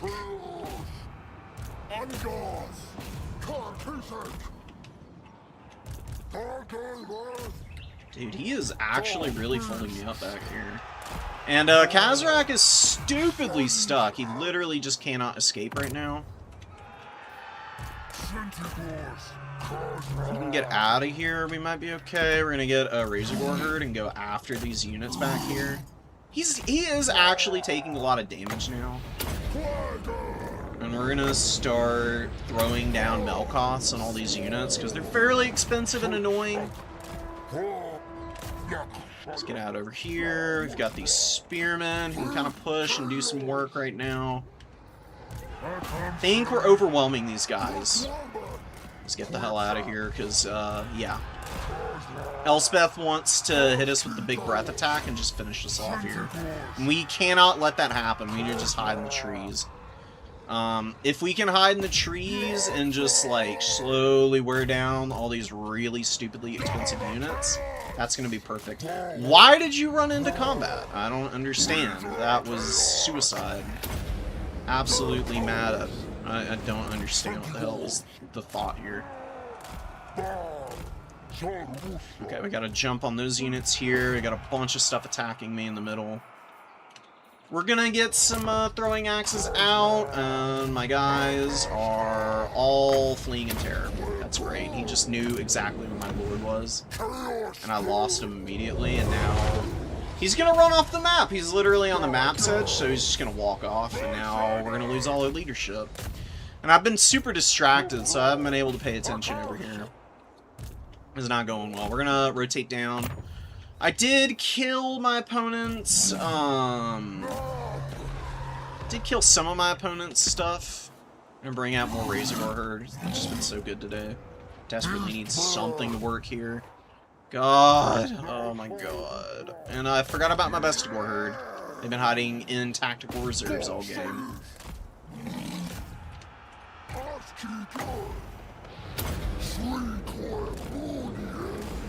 See if we can dodge some bullets here. Just get up on this point.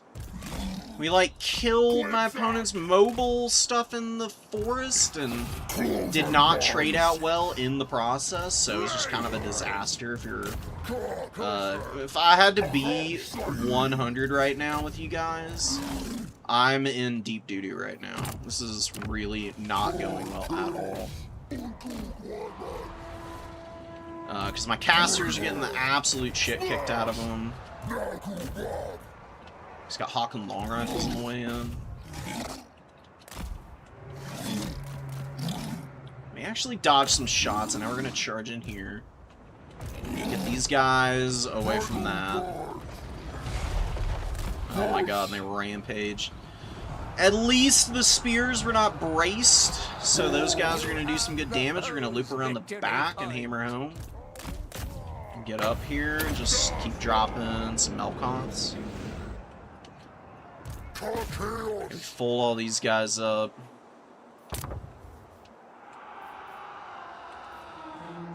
Let's rally back to the point. Let's push the Bestigor herd over. Let's get this guy out of these greatswords. God damn it. Why are you getting stuck? Please. Oh, we gotta get these guys off. We gotta surround over here. Okay, some of this stuff is going okay for me. It's really not very clean. I'm definitely not playing all that great right now.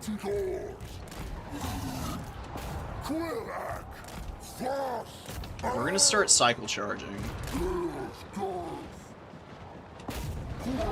We're gonna just keep moving around and being disruptive and attacking as hard as we humanly possibly. As hard as we beastly can. We're gonna be very, very, very duplicitous here. I mean, killing all of my opponent's mobility was gigantic. That is definitely keeping me in this one right now. Could be a lot worse, all things considered. It's definitely not been a smooth game, but we are breaking my opponent open now. Like, he got some great picks in the forest, but I think we'll be able to survive from here. We're gonna unsummon this guy because he's like 1 HP and my other guy's shattered. So what I desperately need right now is some magic that I can reliably lean on. Oh, he's back in the pool. Okay, we can get him. We can get Khazrak. What do we really want here? We just need holding power, I think. Grabbing this point here. Pull back. Get the Zangor up on that point. Bestigor herd has really not done anything. Blackhorn's Ravagers have been pretty solid. Let's go distract those guys. Let's get the Sons of Goros. And then I'm gonna get another Synagore of Tzeentch, and we're gonna just play really hard to try and bonk all of my opponent's stuff as hard as we possibly can. He's got Empire Knights charging here. Let me try and surround those guys. Synagores are gonna rotate. We don't need Khazrak back in because we did not get him killed. He just ran off the field. Which does mean that we should be fairly well set for endgame fights. Because I'm just not missing nearly as much as I could be. My opponent doesn't really have a whole lot on the field. We're just going to keep throwing some units forward and delaying. As soon as we... Can we charge and then charge these guys? It doesn't work like that. Whatever, we just got bodies checking my opponent. We're running down the Outriders. Going for a YOLO dive here while these Synagores move in. We're going to unsummon these guys. And broke them up, and now we're going to charge here. Now we're going to get these guys off of Elspeth. This is a pretty common failing of Elspeth, is she is really strong and costs so much money, you literally cannot afford anything else. Like, you get Elspeth on the field, and then you just have to do whatever you can with her. And if she doesn't carry the game for you, then you're, you know, gonna cry. Really hard about it because she costs an arm and a freaking leg. Let's just stay out of range of these Hawklands as best we can. We've got a triple cap and we just need to hold it. Gonna be a little tough here because the Razorgore Herd are getting folded up. Elspeth only has 2100 value, so honestly, that's not bad in terms of limiting the pain that she has inflicted. Need to get some infantry because we're starting to run out. Get a nice little charge here. Now we're going to try and bounce away. Senzagoros just need to keep maneuvering. These Demigryph halberds are going to be frustrating.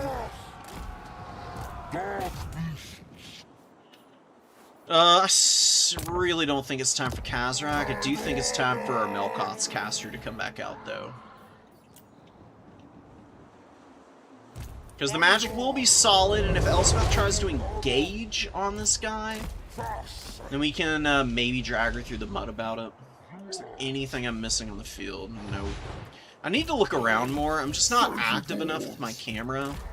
I'm not pressing space to see where units are bunched up and potentially vulnerable. Definitely some stuff that I need to be doing a little bit sharper here.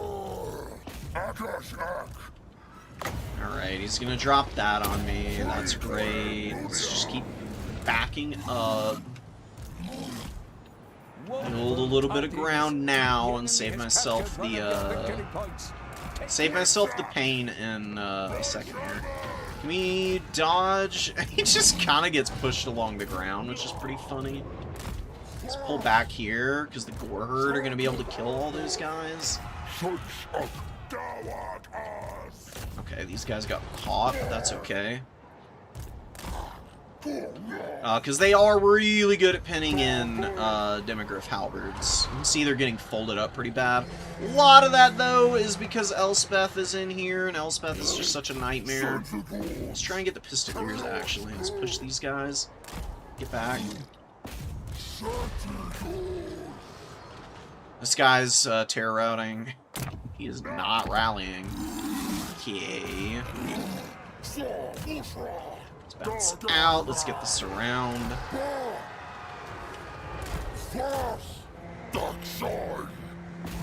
Yeah, pretty brutal fight, but those dudes are really, really beat up now. And I think my Razorgore Herd can finish these guys off. Let's get the Senegors away, because they're just going to terror out with Elspeth attacking.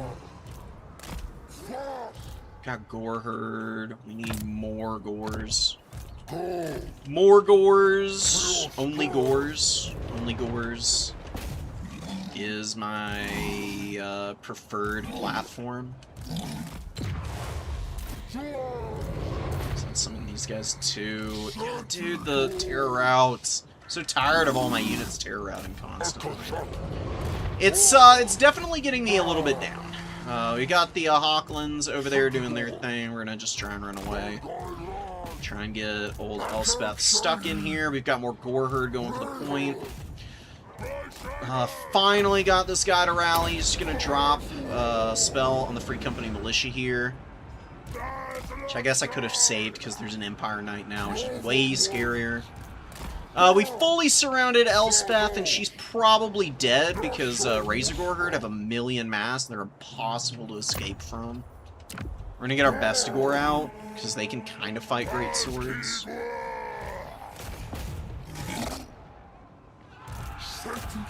Just keep hounding her. Okay, we broke her leadership. We're gonna turn around and hit these guys now. And the Empire Knights are really trapped up in this, so we're gonna hit them with a nice little spell. Elspeth is gonna get up in the air, and she's surviving. But look at the fight that we've got going on over here. These Gore Herd have just chewed up all the spearmen, and now my opponent's back to having no infantry.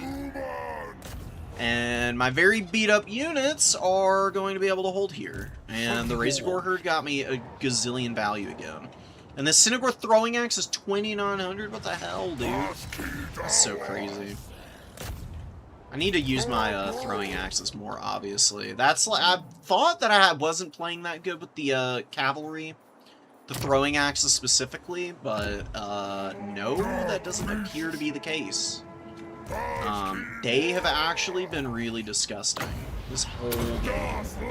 We're gonna hit the Pistoliers because I'm actually a little more worried about them right now. I want to get rid of those guys as best I can, because I do want the Cynogre throwing axes to be around a little bit longer. We got the surround on the great swords. We just shredded great swords with Goreherd. That's the power of Beastman infantry. They really are kind of exceptional when it comes to the value trading. Can I please select my freaking caster? Get out of there! He just can't get away from her. She's so mean to him. She hates these guys. She freaking hates them. I knew it. Unending glory is yours. Finally got our win. Holy heck. Well played, though. Oh. Yeah, Kazarak got, like, no value, because he got schwacked in the forest, and I just completely did not see it coming. Big fail on my part. Throwing axes with 3,200, Razor Gore Herd were solid. I never brought the Ungor Raiders in. Ungor Raiders didn't have anything to fight in this game. My opponent had maybe just brought all the Hawklands out first. Then we could have been in a little bit of trouble. Because that map is really small and congested. He probably could have shot me off the points. How's the turnout tonight? Very low, but that's fine. I mean, I haven't hosted in ages. It's kind of a last-minute tournament. All I really care about is getting some practice in, because this is the first time I've played in maybe 2 months. I've been casting, but that's very different from playing.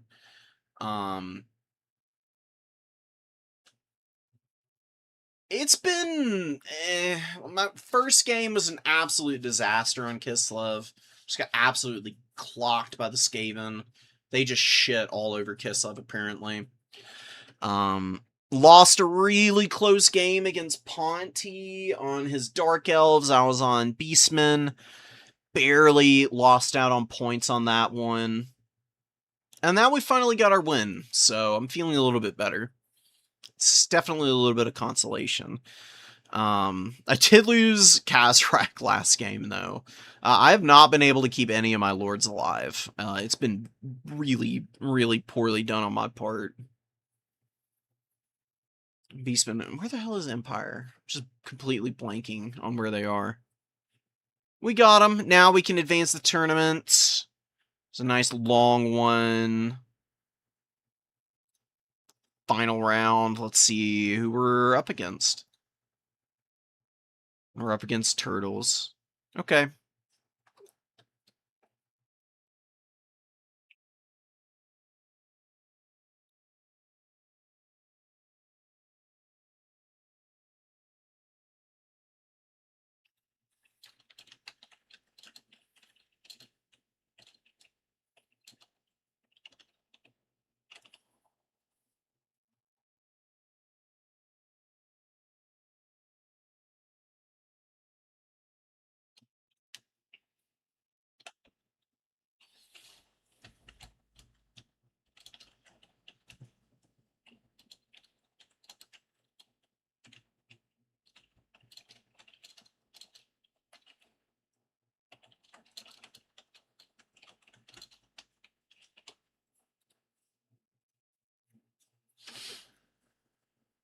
Let's grab our opponent.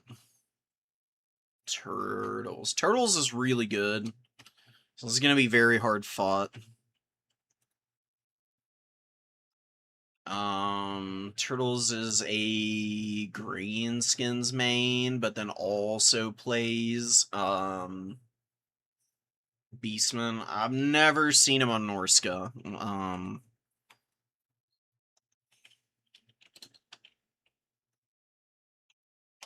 Who's top and bottom of bracket?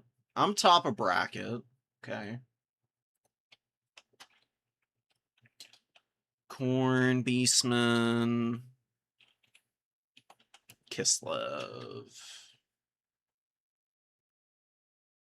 I've been kind of interested to see the meta shaking out the way it has.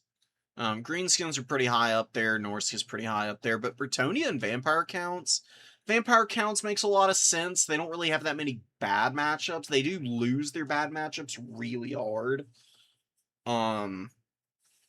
But they do also have a lot of really favorably skewed ones.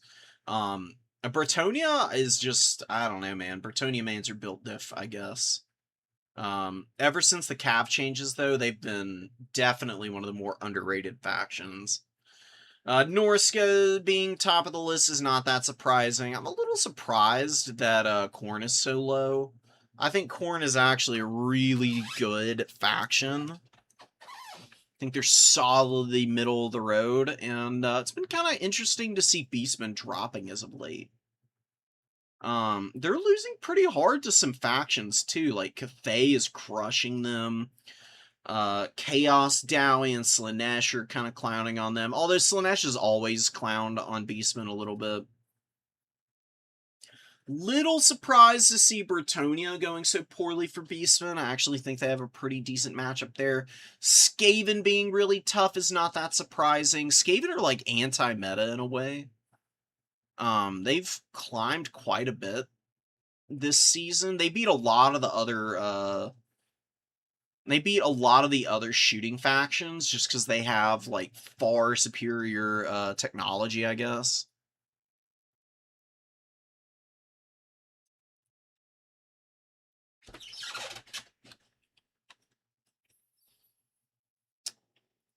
We'll see about it. Okay, we're not... So he's banned Beastman. I'm gonna ban Beastman and Norska. And we'll play some of the, we'll play against the Mean Green Machine.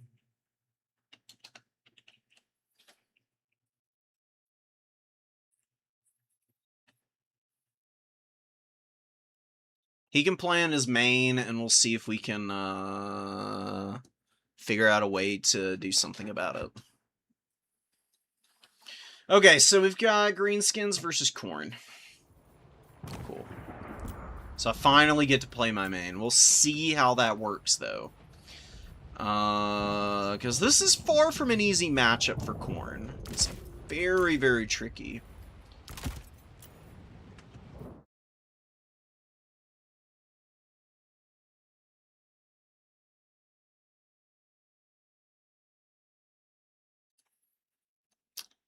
I'm gonna swap us away for a minute. I'm actually gonna bring us over, and you can see that Greenskins have the winning edge right now in this matchup. Oh, and we gotta do map bans. I completely forgot about that. So let's do map bans real quick. Chateau, Road to Talabheim, and Eastern Isle Colony.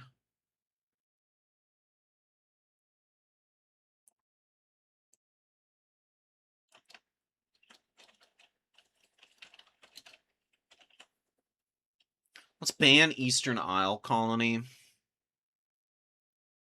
I actually do think Khorne is at a little bit of a risk of being completely outmuscled by the Greenskins in just a head-to-head fight. Yeah, he wants to play Road to Talabheim. I do think that open field maps are better for Khorne in this matchup. I really do. I really do think that. Like, okay, sure, you can bring, like, a million little dudes. That's cute. But, you know, you can kind of avoid all that as Khorne at times. Just by playing very carefully with your mobile units. You can kind of pounce when your opponent is unprepared. which is kind of the game plan here. We are going to see how the execution on that style goes. And I've got kind of an interesting build that I'm going to run, I think. I said we would get a little memey, so I think I'm going to live up to that billing and run this.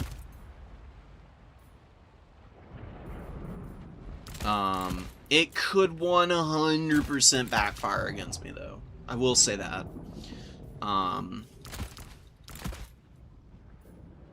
It's definitely a build that could be a little bit weak to a few things. But if we can make this, build pop, that's gonna mean the world to me, honestly.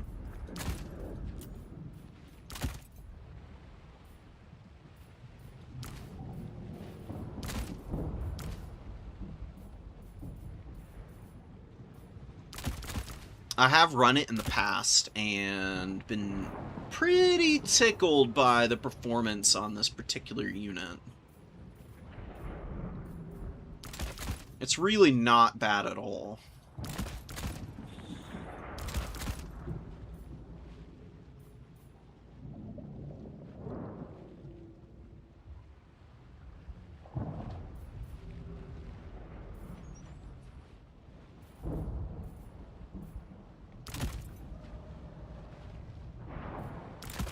Let's not bring that.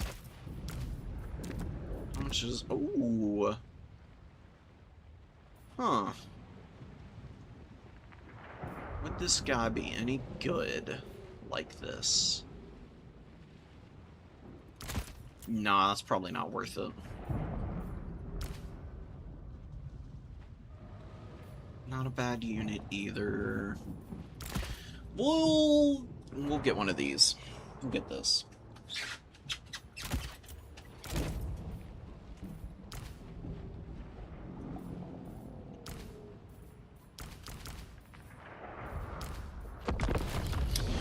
Alright, this is a very off-meta corn build.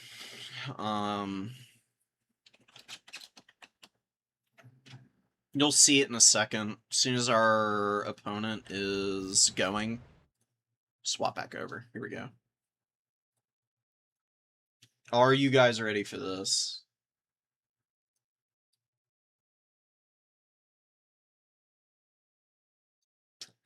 Oh, nice, dude. Beastman having 1,000,000 Vanguard units is amazing. Streaming the website. Yeah, I know. I swapped it back over, brother. Don't worry. Wrathmongers make this matchup impossible for greenskins. Definitely not impossible. Gaze of Mork does serious work if you shoot them down the side. Yeah, we're not doing any of that nonsense. We're doing something really stupid. We're not playing a good build. We're bringing a Soul Grinder. I'm unironically gonna try and make it work. It's been ages since I ran this thing. I actually do think it's a pretty good unit. We could start in the trees, but the problem with doing that is the greenskins can start in the trees too. And they will win a forced engagement in the early going. I do not want that smoke right now. That is the absolute last thing I need. I'm going to focus on getting some Minos out, and then Furies and a couple Flesh Hounds, and we're going to make it go from there. Skull Taker, Soul Grinder, and my Horsemen. They're going to try and get some caps early, because my opponent is not going to be able to commit into a fight against any of these units. Like, we can just pull the Soul Grinder back and Skull Taker and his big healing and damage output can just take engagement, and then Throwing Axes can kind of just macerate whatever might be on top of them. We'll need to be careful of Fermented Fungi. Skull Taker can get sniped out pretty quickly if you're not careful with it. Soul Grinder is here to tear out stuff. This thing is actually pretty good at causing leadership bombs, because it damages like an artillery piece. It's a terror-causing unit. It's fast, its charge bonus is pretty high. It actually has really good damage output. You just can't keep it in prolonged engagements. You want to just run around and use the shotgun cannon as much as possible. Okay, Turtles is ready, so we'll just go.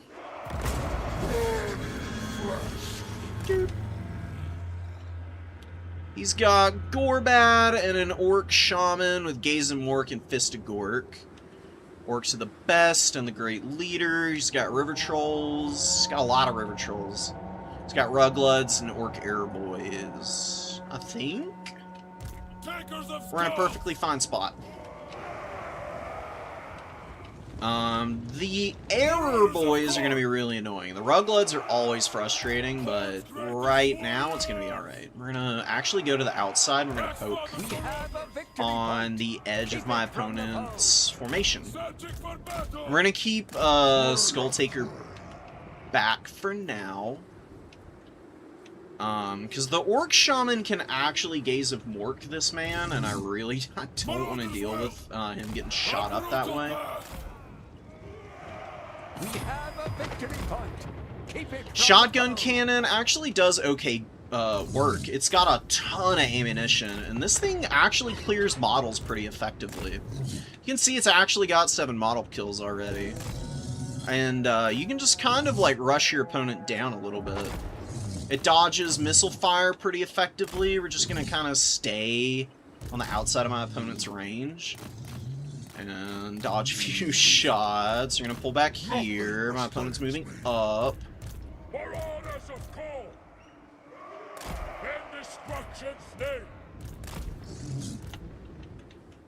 Woeful tidings. The enemy has captured one of your victory He's points. positioning Take it his back. Orc Shaman very far forward. What he wants is to get Gaze of Mork off on my stuff. Like, he really wants to Gaze of Mork me. Which he did, and did a gazillion damage, because apparently it cleaves through literally everything. Which is pretty rough. See if we can get some throwing axes. We actually did some good damage there, and punished a little bit. Now we're going to pull back. We're going to just keep our skirmishers alive as best we can. Let's get a Minotaur up. Probably get double Mino up, because we are going to need... Or actually...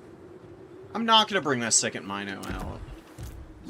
So what I'm going to do instead is I'm going to start getting some Bloodletters. Yeah, my opponent is using the Orc Shaman aggressively out here. We're in range, theoretically, at least. He wants the shots. We're going to try and dodge as much of this arrow fire as possible. Shoots another one. Does some good damage. It is what it is. He's just wearing me down. He's got some good value. It's not panic. We're gonna build up.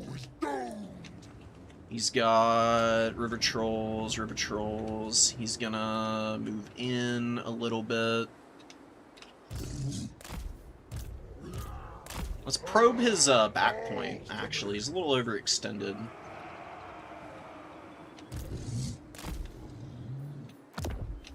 I'm gonna get another one of these guys, and we'll get our first Fury out.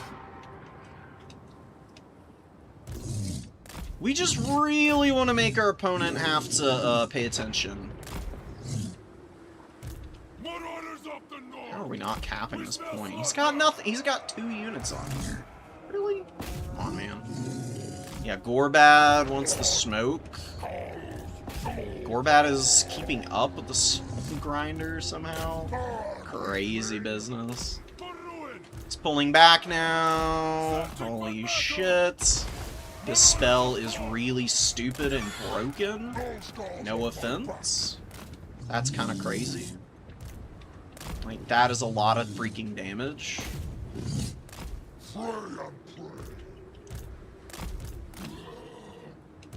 He is hammering me a little bit, but we're almost ready to begin engagements.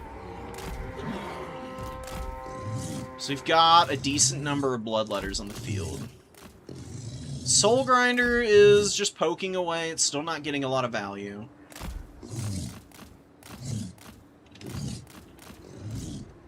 For the skull throne! My opponent's playing very disciplined. He's coming in. The foe is doomed! Searching for battle! A strong plan! Let's see what he's doing here. Skull taker! What's the range on his infantry? I think I might actually be able to get up on this point. I'll not lose this time! Look, we're both just posturing right now. We're both desperately looking for chances to get in and start really tearing in our opponent's forces. Sent by call! Faster! First among bloodletters. I'm gonna just waste some of our opponent's ammo. See what the Soul Grinder can kind of do here. We're actually up on the point. Yeah, and we're gonna stay just out of range of all these guys. It's actually pressure over here. I don't think my opponent is paying enough attention to his shaman. Victory point. We bonk him, kind of. Skull Taker is gonna start running. We've got a bunch of arrows incoming on our bloodletters.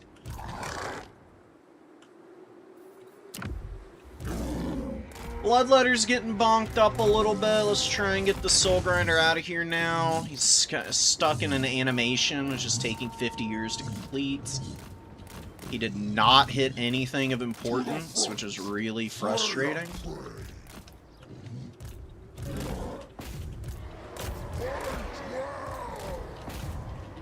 I think we can force an engagement here.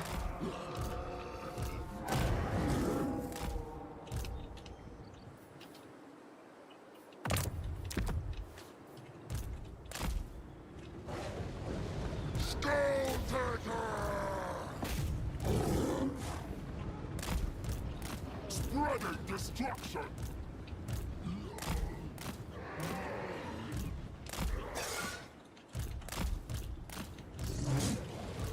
Okay.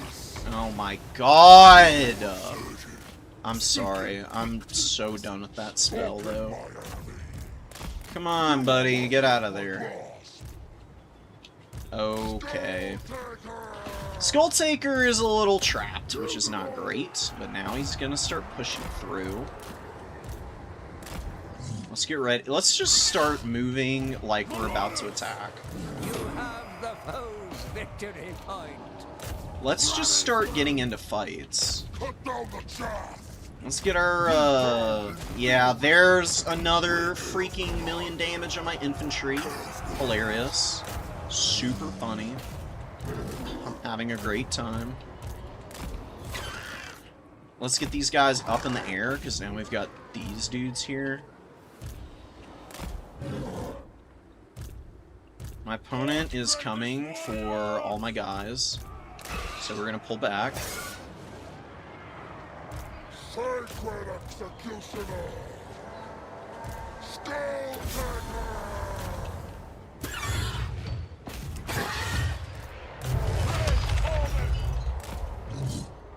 Attack the mortar! Soul Grinder's a little locked up. Let's get a Flesh Hound to go after these guys.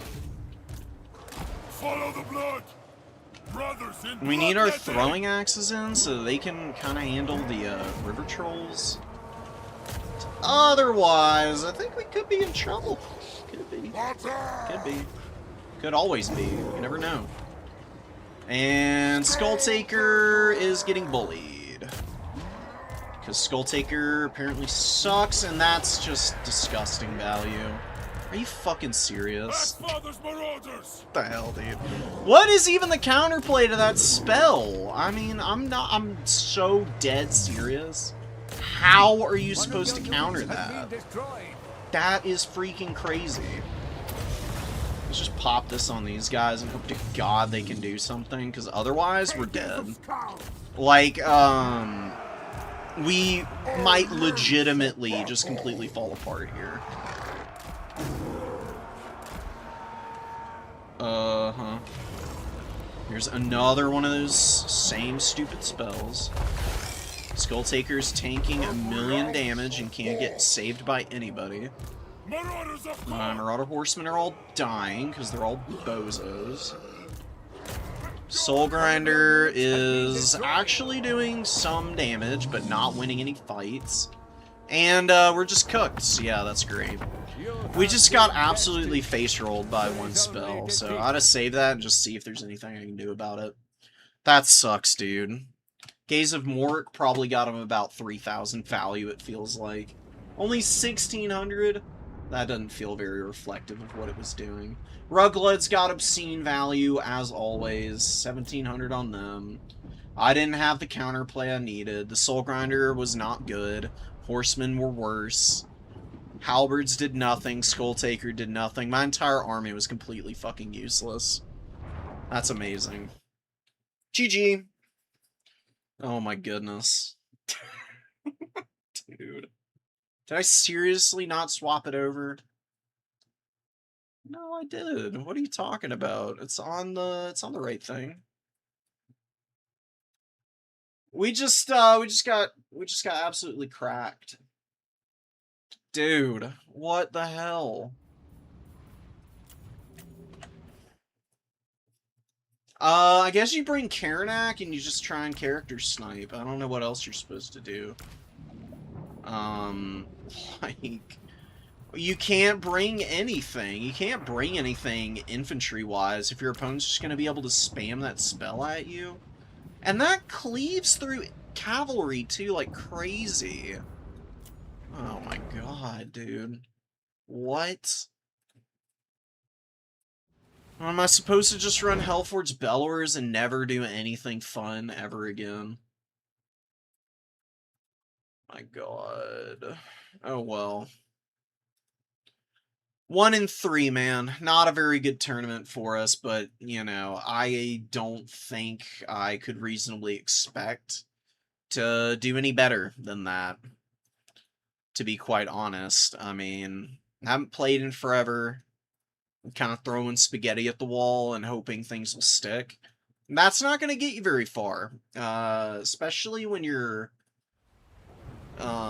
opponents are just more practiced than you. And Turtles is always playing and also stupidly experienced with greenskins. How you're supposed to survive Gaze of Mork being able to just auto-clear all your units and you have basically no punish for it, I have no idea. You just run Karanak and kill the caster and then hope that you can push through everything else? Like, that's the only thing that I could imagine genuinely working there. And I don't even know if you can snipe that guy, because, truth be told, even if you close on that Orc Shaman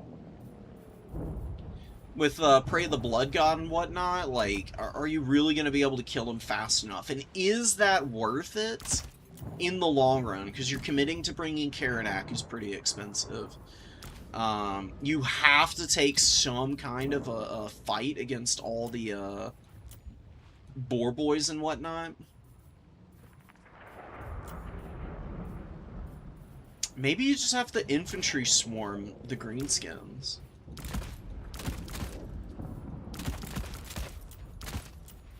Like, maybe you go classic double cultist.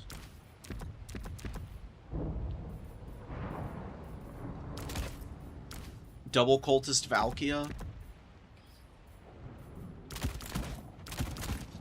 Get some warriors. Excuse me, get some marauders, bring the bellowers, and then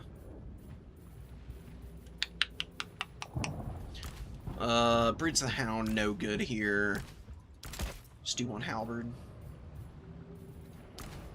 And Buddy can have Foe Seeker, I guess. Why not?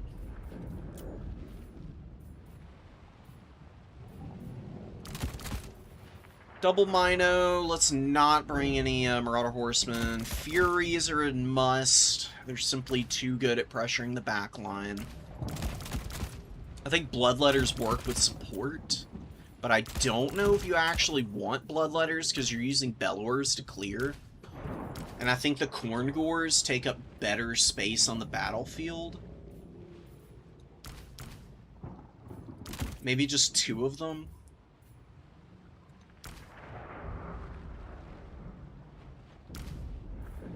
Maybe even exalted bloodletter. Like 1 exalted bloodletter. Or maybe just 1 minotaur. A couple of horsemen. We've got 1,700 gold left.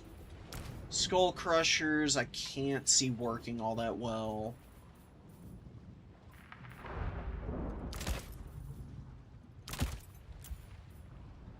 I don't know about dual weapons. Maybe a couple of Forsaken could be good here.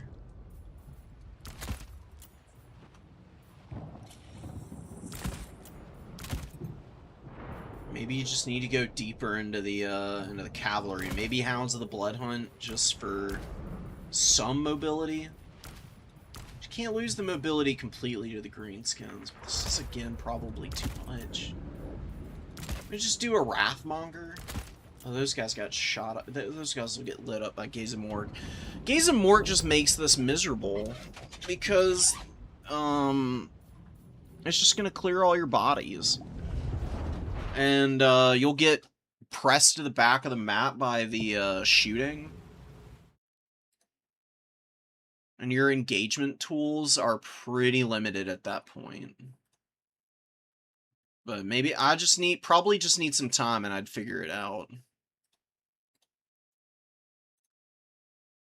Arbol can... Yeah, Arbol could. Arbol would be good. Valkia is not very good at chasing characters because she has to land and she's really slow on the ground. Arbol would be better for running after people because he's crazy fast. He doesn't have to do landing shenanigans and he's just always going to be able to outspeed Pursuit. Yeah, pump wagons are a thing. That's true. Ugh. Maybe you really do just have to go Scarbrand.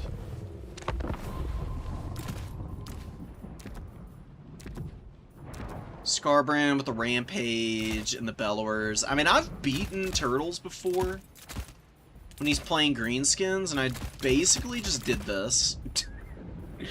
And I just walked him down with the infantry, positioned him forward, and the Bellowers just shot everything to death, and then Scarbrand is scary enough to probably keep all the characters away. That's probably about as good as it gets. If anything else works, somebody's gonna have to inform me, because I just don't see it playing out very well. Get the Corn Gores. We'll get an Exalted Bloodletter, because I do really want to see if they're okay in this matchup. Chaos Knights just get absolutely destroyed by superior mobility.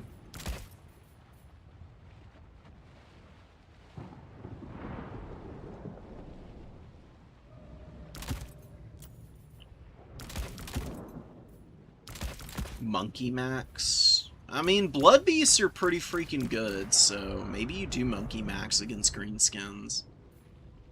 Because if you can use the Bellowers to really shoot down Rugloods at the very least, then Blood Beasts are honestly pretty nice to have out on the field. So they do really good shock damage. They're great for countercharging. Don't really have any fire damage. A great way to get rid of trolls, other than Scarbrand going to bully them. Scarbrand bullying, though, is always an option.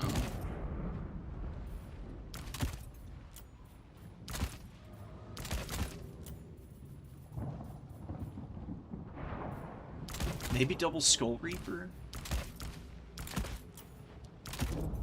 Just the Exalteds, Hounds, I guess. I do feel like Hounds of the Blood Hunt can be good here.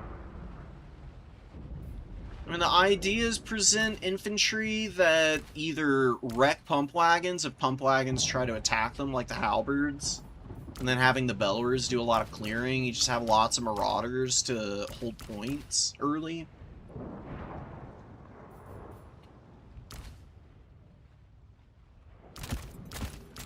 And then you just have to go for it and be big, brave, and bold elsewhere on the battlefield. I guess. What if you go full warrior max? I am curious if that is something that can work out too. Because having the silver shields against all the arrow fire is pretty freaking nice.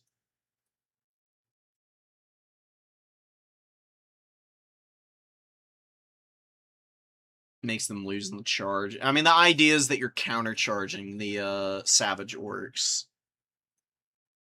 And fleshhounds are kind of good against savage orcs, but not when there's tons of bowfire on the field. I'm just not playing good enough either, guys, so I do apologize. The games could have been a lot better on my part, but I've got to take my lumps if I'm going to get back to it.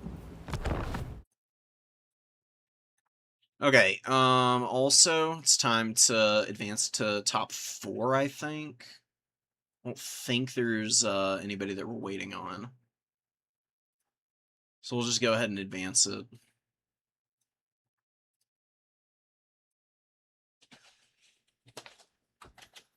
I'll let everybody know.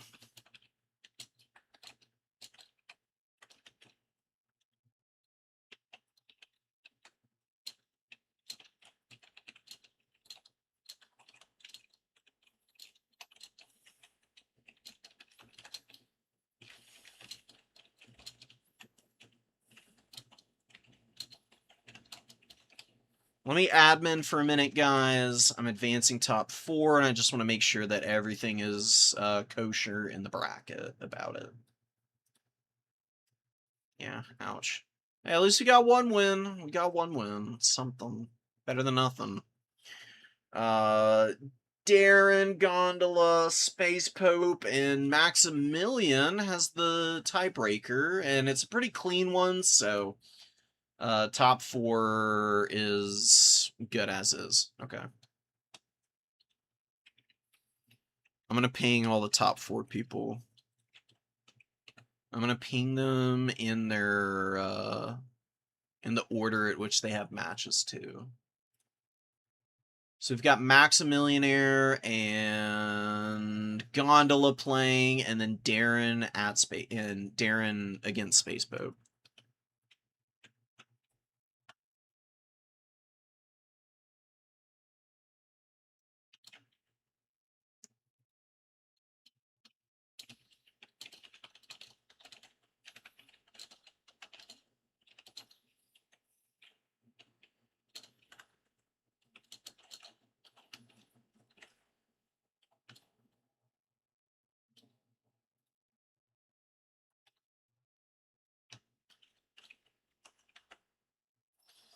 So then Darren and who did I say? Yeah, Space Pope.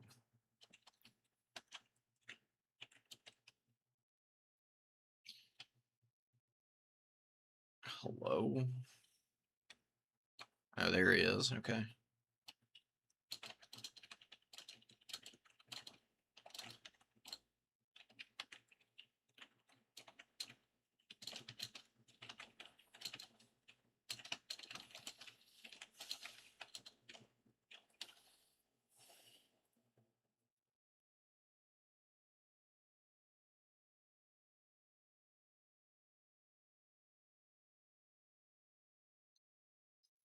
Cool. Okay, so they are aware. Until we have those replays, we are going to go and cast some of our new player games that we have not gotten around to from the other day. Did we watch this game? Satang and... No, I don't think we saw this. Wood Elves vs. Grand Cathay. And it's it's the Bow Elves. You'd never guess it, but it's a Glade Guard line. Well, they don't have a lot of armor piercing here, which I guess isn't the end of the world. Highbane tips have decent AP anyways. I don't think it matters that much. that they don't have Starfire shafts.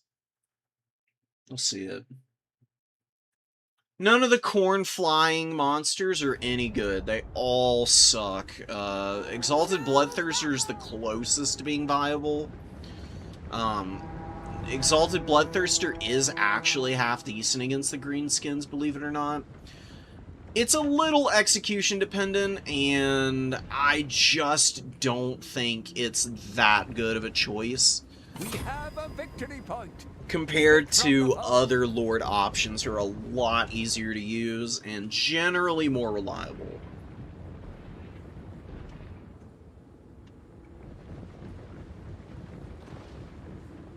We'll figure it out. We'll get another tournament win before the season is out. I've got one under my belt and I really want another. I just have not gotten the opportunities to really flex out and press my fortune the way that I would like to. Really nice Arrows of Kurnus. One of the reasons why Arrow of Kurnus is often limited in tournaments is because it just snipes at artillery easy peasy. But I will say that using all your arrows just to take out one artillery piece is not always the best use of Arrow of Kurnus. And quite frankly, I would just leave the Fire Rain Rocket at this point. I mean, it's got 2 models, your opponent's not unsummoning it. Its firepower is effectively halved. It's not going to be that dangerous. Like, a full Fire Rain Rocket barrage can be really devastating. Because they just shoot so many rockets out. But with just the 2 arty pieces, you can see some of these rockets are making some contact, but ultimately the damage is very lackluster without the full complement of missiles. What I would actually use Arrow of Kurnus on right now is the Jade War Drum, because you want to get rid of the ITP and the possibility of magic attacks. Because Dryads are pretty reliant on Physres for their defenses. And you're going to need some infantry here to push the points. Like, your Glade Guard are not going to be able to shoot Cathay off completely, probably. Being able to throw a few Dryads out onto the field and seeing them not just get completely shit-canned by magic damage from the Jade War Drum would be pretty huge. Saytank is making a lot of space, but he has no value. He has gotten a whopping 60 value in total. And, wow, the Dryads are actually running the Tiger Claw Warriors back to their spawn zone. Dryads are really pressing these guys pretty hard right now. Ooh, and they get a beautiful charge. Dryads have a high charge bonus for how cheap they are, honestly. 18 does not look nearly as good as it really is. These guys have really high weapon strength, Dryads do. That combined with the decent charge bonus does typically mean that they outperform what you might initially expect out of them on the approach. Because they look a little lackluster, but the truth is that they actually do run things down pretty aggressively and effectively. Jade Lancer's getting hit by Melkoth's, really nice magic usage so far. Spellsinger with 288 value from a couple Melkoths is no joke. Tiger Claw Warriors are really expensive, and they're within the range of models at which Melkoth's is basically at full effectiveness. Not the worst engagement if it were just the Jade Lancers, but with the Iron Claw Warriors here, yeah, Wild Hunters of Kurnus want to get out of this fight. They got a decent charge in. They did a lot of damage to the Jade Lancers, but you don't want the halberds to saturate underneath you. So keeping yourself a little bit freer to engage elsewhere when the time is right is definitely the good call here. Jade Lancers, though, are running the Wild Hunters down pretty effectively, but a good Melkoth's probably cuts that pursuit short. These guys are already really low, and you can see that they're getting pounded on the HP front. Their leadership does break, and the Wild Hunters of Kurnus will escape with about half their HP. On a decent number of models, which is really important, so they'll probably lose most of those models on their next charge and engagement. But because they've got 47 guys, their next charge will be pretty devastating. Just as it always is. Wild Hunters of Kurnus are definitely one of the best ROR cavalry pieces in the game, I would say. Glade Guard are getting bullied pretty hard out here on this side of the field. Shooting Lord's definitely doing a lot of that work because of the Dragon Breaths.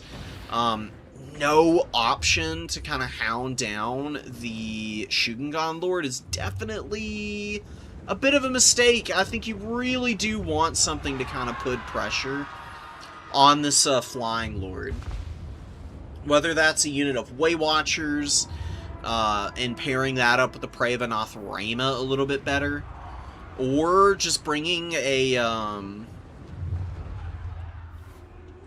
don't know, bringing Sisters of Avalorn against Cathay, I think wouldn't even be a bad choice, because they are really strong. Very, very effective, Lord choice for the Wood Elves. Oh, a Fire Rain Rocket did get unsummoned, and now it's back out on the field, but Arrow of Kurnus immediately coming out. And, yeah, taking it back down to 2 models immediately. Are you kidding me? Arrow of Kurnus trolling really hard right now. Mead is pressing his luck a lot with these Tiger Warriors, and they are getting run down right now. They are not good enough. I do not like the dual weapon Tiger Warriors. I think they're a really crappy unit. It's not like they're completely irredeemable. There's a couple matchups where they're okay, but this is not one of them. They are too vulnerable to shooting, and they're not quite fast enough to really give a good accounting of themselves in a matchup against one of the singularly most mobile factions in the entire game. What else are just too good at making space against Cathay? Cathay has a really hard time closing ground with all of their other units, which is why they do indeed tend to bring artillery to try and make up the difference. I don't know if you really needed Satang. I think Satang is okay in a few matchups, but against the Wood Elves, I think his applications are a little limited. He's doing some cool moves here. He's getting some damage in against these Glade Guard. The Glade Guard are saturated in underneath Satang for some reason. Definitely a bit of a mistake. Fire Rain Rocket actually landing some shots. I'm sure that not having the other Arrow of Kurnus, or sorry, not having another artillery piece to bring out and force your opponent to use all of their Arrows of Kurnus just to attend the artillery is stinging a little bit for Meat. Definitely needs to summon something out here to protect this crew. And Tobias is banking up a ridiculous amount of supply. He's got 3,200 in the bank right now, which is kind of ridiculous. I'm all for saving as much of your money as possible in domination mode to see what your opponent is going to commit to before bringing stuff out. It's a lot of float, though, but it's paying off pretty nicely. I mean, Tobias is just staying focused on what he has on the field, and he's maximizing the value out of them. I mean, the Glade Guard are all pretty beat up, but they've gotten a little bit of, all have gotten a little bit of work done here. None of them have been, like, truly useless. So they've all got around 300-400 value. Those guys have paid for themselves. There's a lot more Cathay units that have been doing pretty poorly here. These Peasant Long Spears have no value. Grace of Kuai-Yin just came in. Fire Rain Rocket is dead. They didn't do much. Tiger Warriors got 635 value. Where is all of the Cathay... Where are all the Cathay problems stemming from? Probably the Jade Warriors, actually. It does... Yeah, it seems like the Jade Warriors might have been struggling more than even the Tiger Warriors were. You know, these guys over here only have 253. Dryads not doing too terribly. Not doing too terribly well. They are just getting pummeled by Dragon Breath. And the Shooting Lord is still looking to finish some units off here. Not really having a whole lot of success, and that was a really off Dragon Breath. And I think Mead is just kind of realizing, oh, there's nothing that I can do to get back in this one.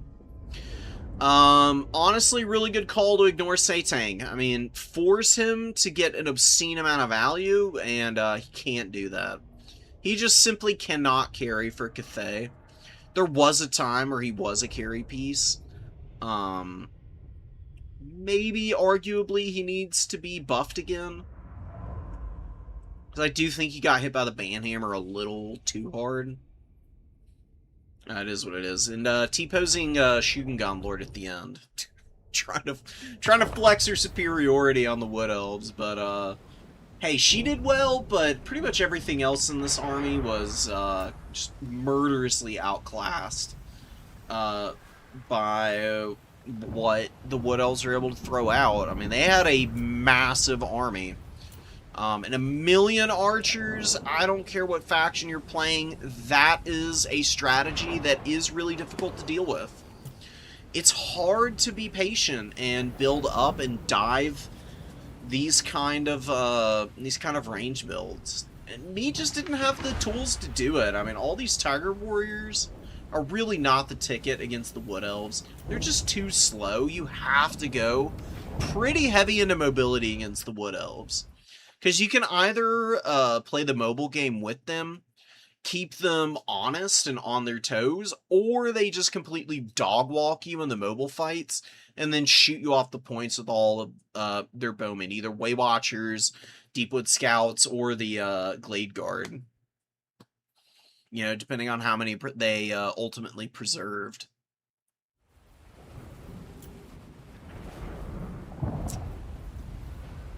Let's see some Skaven versus Vampire counts. Pretty forbidden matchup for the Skaven. They definitely don't like fighting undead.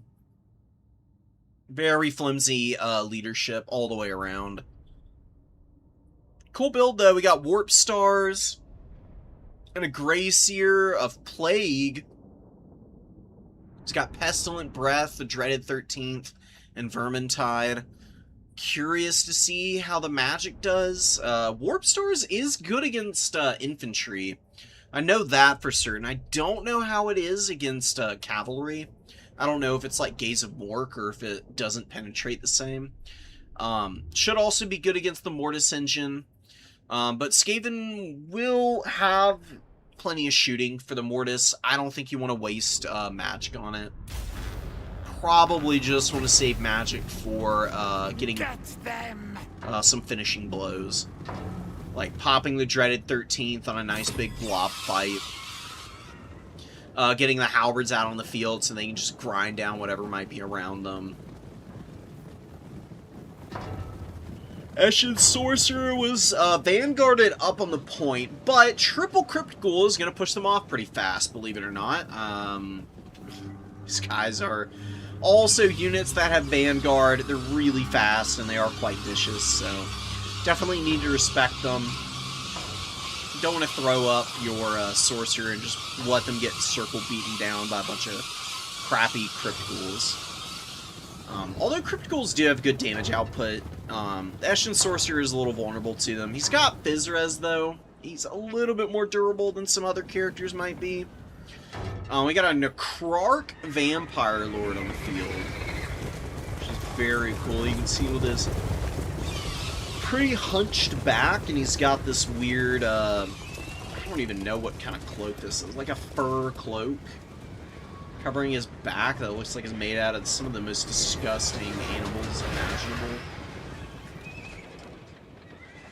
These look like snouts. I don't know if it's, like, two wolf pelts quilted together or what it is.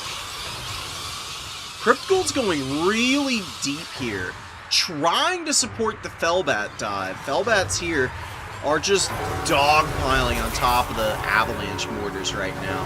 Avalanche Mortars are very, very flimsy. They 100% can just straight up die to Fellbats. So the Skaven are desperately trying to save their weapon team with Night Runner Fire and then a ton of Storm Vermin on these guys.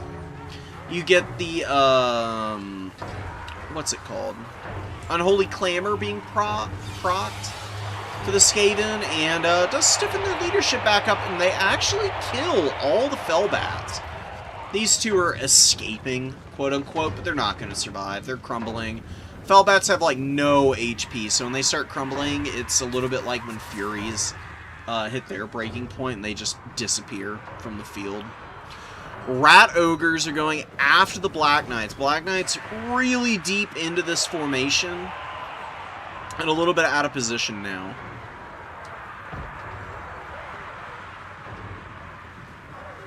The engagements are looking real sketchy for the Vampire counts now. And Avalanche Mortars opening up could be a massive, massive issue.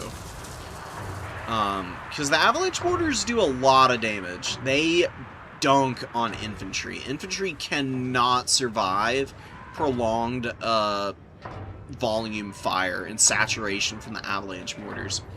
Good pathing with the Black Knights for the most part, and ooh, it looks like they are going to get on top of the Avalanche Mortars here. Going to take them offline and probably get the finish on them. It's going to take a bit of a miracle here to save the Mortars. Ooh, but a well-timed Vermintide could get that process underway. Wow, the Avalanche Mortars are continuing to maneuver. Beautiful Purple Sun Azirius, by the way. Skaven Slaves get absolutely destroyed. Storm Vermin looking a little haggard themselves. Not really loving life right now. Night Runners are just shooting some ammo off into the Crypt Ghouls, and now they're going to run away. Don't want to waste ammo on the zombie summon. Definitely not worth it, but we're looking at a very, very resurgent Skaven player here. Actually got the Avalanche Mortars to survive with only one model lost, and now if they can just turn around and drop a few shots on these Crypt Ghouls, this could completely break the Vampire Count's objective hold. I don't think they're going to be able to hang on to these points without bodies on the field. They've lost a lot of Black Knights. Black Knights have been doing a lot of maneuvering in the back line and not fighting much. So their value is actually pretty low. And now we get another Fellbat Swarm, which I think is probably going to be pretty ill-fated, if I'm being honest. There's a lot here. There's Plague Monks. Plague Monk dual weapons actually have pretty good damage output. There's a bunch of Rat Ogres, too. Rat Ogres love beating up on cheap little flyers. You can see the Crypt Ghouls here are pretty much donezo. Where are the Avalanche Mortars now, though? Ooh, running from some Fellbats. They do get a nice shot off here. They hit zombies, which is not great. Purple Sun Azirius goes down on Skaven Slave Slingers and Clan Rats. Damage, not the best in the world. Avalanche Mortars continuing to get attacked, but Rat Ogres coming in to peel. And see how quickly they thump down Fellbats. Fellbats are so fragile. Even more so than Furies. And Furies, I think people do kind of conceptually understand that they're a glass cannon. If Fellbats aren't even a glass cannon, they're just made out of glass. They're a glass roadblock.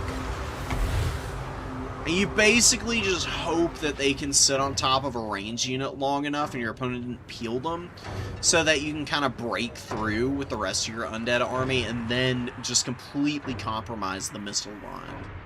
Skaven are holding really well, though, and a lot of undead crumbling is definitely making this a lot closer than I think it really is.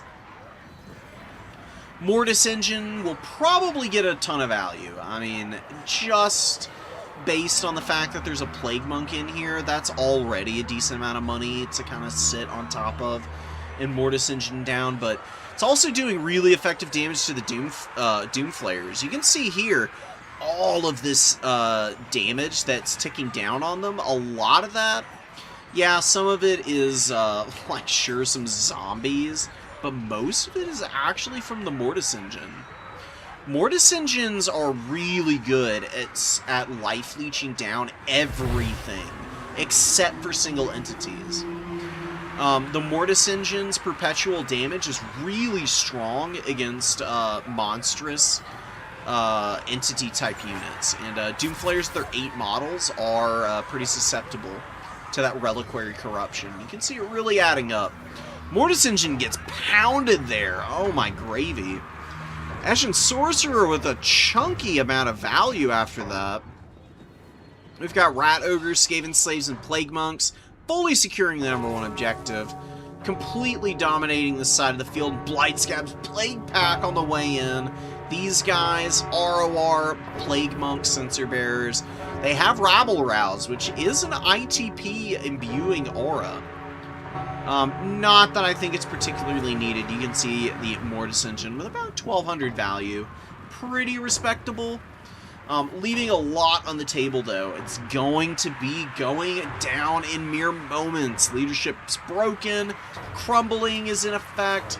Not doing so hot. Necrarch, Vampire Lord, not really showing off the moves that some of the other Vampire Counts Lords are known for.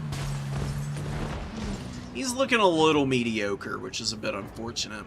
Avalanche Mortars are opening up. They've barely been able to shoot this game. I mean, they've used 3 volleys, and that's about it.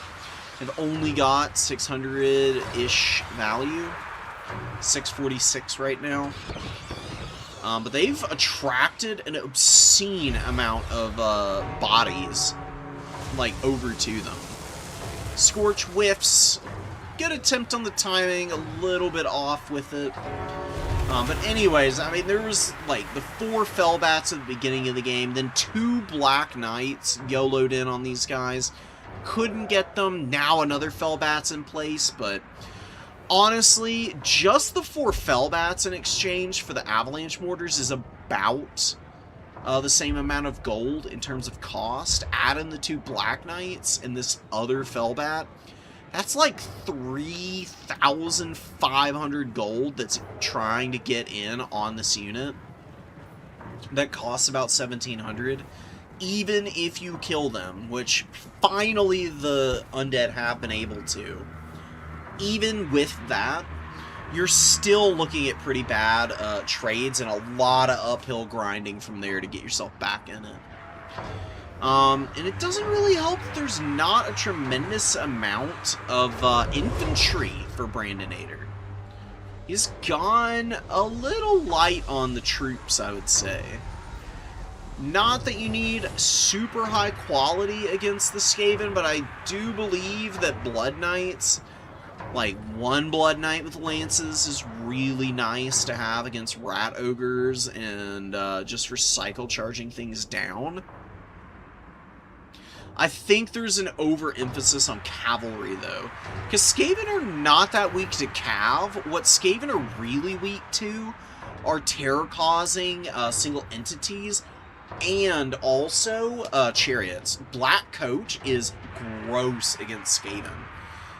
Does a ton of damage to just about anything that they can throw out.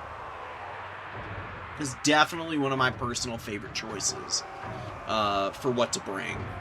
You can see the Black Knights are just completely locked down trying to fight the Blight Scabs and the Storm Vermin here. Storm Vermin with the Sword and Board. Big value on these guys. They've done really well. It's the first time I have ever seen an uptrade out of Storm Vermin with the Sword and Board. These guys have 1,000 value. Heroes of the Under Empire. Natty Boobos are coming up. Yeah, they're just going to shoot the Blood Knights to death. Got more Black Knights on the way in. Looking to charge, but deciding not to. Looks like they want to get a bit of a surround here. Do whatever they can to try and break up the Night Runners and the Plague Monks here. Maybe also finish off the Necrarch. Sorry, not the Necrarch Lord. But the Rat Ogres who are trying to dive the Necrarch Lord right now. Double Scorch going down. How the hell does he do that? How does that work? Oh, one was Pestilent Breath and one was Scorch. Oh, duh, of course. Fair enough. Good shots onto the Blood Knights over here. Huge damage coming in for the Natty Boobos, who are up to 946 value already. It just goes to show how strong of a unit these guys are, man. They freaking dominate in the ranged duels against pretty much every faction. Exceptionally difficult to keep these things offline. first you gotta find them. And they do have stalk and snipes, and they're not just visible on the field. You gotta get in here, you gotta see where these little purple tracers are coming from, see if they shoot these little things. That's all you get for a visual indicator that they're destroying you. It can go under the radar, and all these guys need is like 2 or 3 good volleys, and they can pretty much rip through anything. Blood Knights with okay value there. These guys have about the same. The 1,000 value that they have is respectable, but these are 1,700 gold units. That's just not good enough. Especially considering how poorly the trades are going elsewhere on the field. Necrarch Lord only has 1,200 value. He has not really been all that effective. He's also very low on HP now. Probably not going to be able to survive too terribly long through the remainder of this one. Feasters in the Dusk are engaging the troops here. Blight Scab's Plague Pack. Taking some damage, but they've got 900, 1,000 value. 1,000 value on the Blight Scabs is kind of lit. They're gonna get in here and just keep grinding against the Crypt Ghouls and the Graveguard. Feasters in the Dusk are pretty decent ROR, but I do think they're overcosted for what they bring to the table, honestly. The Frenzy is cute and all. The extra stats don't really do that much for them. And they're 200 gold more for Frenzy. Which I don't really know. Frenzy and extra stats is kind of okay. But on a low armor, squishy unit like Crypt Ghouls, I think that might be pressing it a little much to be thinking that they're going to be able to make like full use out of their Frenzy. Alright, we got our semis replays, so we're going to get through those, and then by the time we're done, we'll probably have our finals, and we'll just you know, play that. And I'll be trying to practice a little. I'll practice, we'll try and get into another tournament, and we'll endeavor to do better. Tonight was just not it.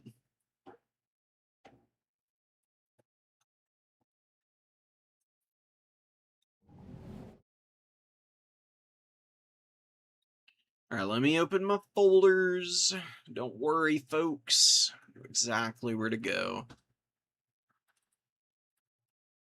Need that admin folder. Get my admin app data.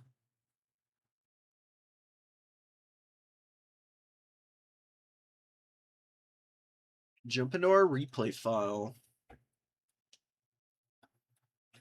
Alright.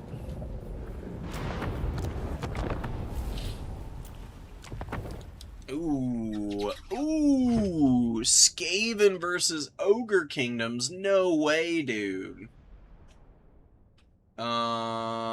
This is, yeah, that's Stonehorns. That's kind of terrifying. At least one guy's on a Stonehorn, I think.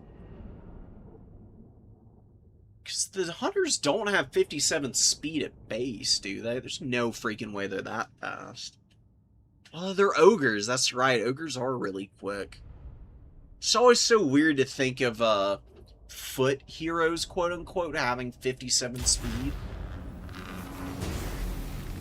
And yeah, they're just actually rocking up in here with their big clubs and harpoons. Alright, cool. Interesting build from the Ogre Kingdoms. I don't know what these hunters are gonna do. I mean, they do hit hard. The Warp Lightning Cannon and the Natty Bubo Sharpshooters, though, are a real threat. We got a Tretch sighting. Tretch is not awful. Or actually, I take that back. Tretch is awful, but he's not as bad as you think. He's got a couple of interesting items. Lucky Skullhelm is kind of good. Because Tretch is usually losing melee combat. Because he gets 40% ward save, it actually makes him really tough to kill with his 70 melee defense factored in. And Tretch's Raiders is actually kind of a good ability. Skaven units can be winning a lot of combats you might not otherwise think they're doing well in. Because they just get tons of surrounds because they have so many bodies on the field. As long as you can keep Tretch near a couple of critical key fights for you as the Skaven player, then there's some profit to be had. Space Pope is just blasting Darren right now. Darren does not know how to stop the pressure on the Slaughtermaster right now. Slaughtermaster pops extra ingredients and just walks away. Oh my god, going for the Maw? What is this build? That's really cool. Please let the Maw just absolutely destroy some of these Skaven units. Hunters are in a bunch of Storm Vermin, which couldn't be any farther from the worst place for them to be. That's just too much damage to sit on. And the Wolf Rats are complicating matters, because they're also mucking up a lot of the damage that the Hunters want to do, specifically to the Storm Vermin, and look at that. Hunter is getting blasted by the Natty Boobos right now. Natty Boobos are a little beat up. I'm not sure what exactly hit them. But, they ain't doing too poorly. Looks like there was some, chicanery going on here. Oh, Blood Vultures were diving. I see now. As the Blood Vultures went in to dive. Dude, Space Pope is just dominating people today.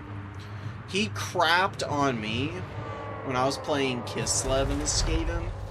Now he's out here bullying the Ogre Kingdoms, and Lead Belchers lose a bunch of models. Down to 8 guys. Very beleaguered 8 guys, no less. Down to almost half HP. They're literally like 20-something HP shy of the halfway mark. Saber Tusks and Blood Vultures are surrounding. This is what happened to me when I was playing against both Space Pope and also in that Greenskins game. That it's happening to Darren here as well. I did not push well. I took a bunch of isolated 1v1s and got absolutely punished by my opponent's magic choices. And then just the sheer weight of numbers. And it looks like that might be Darren's fate.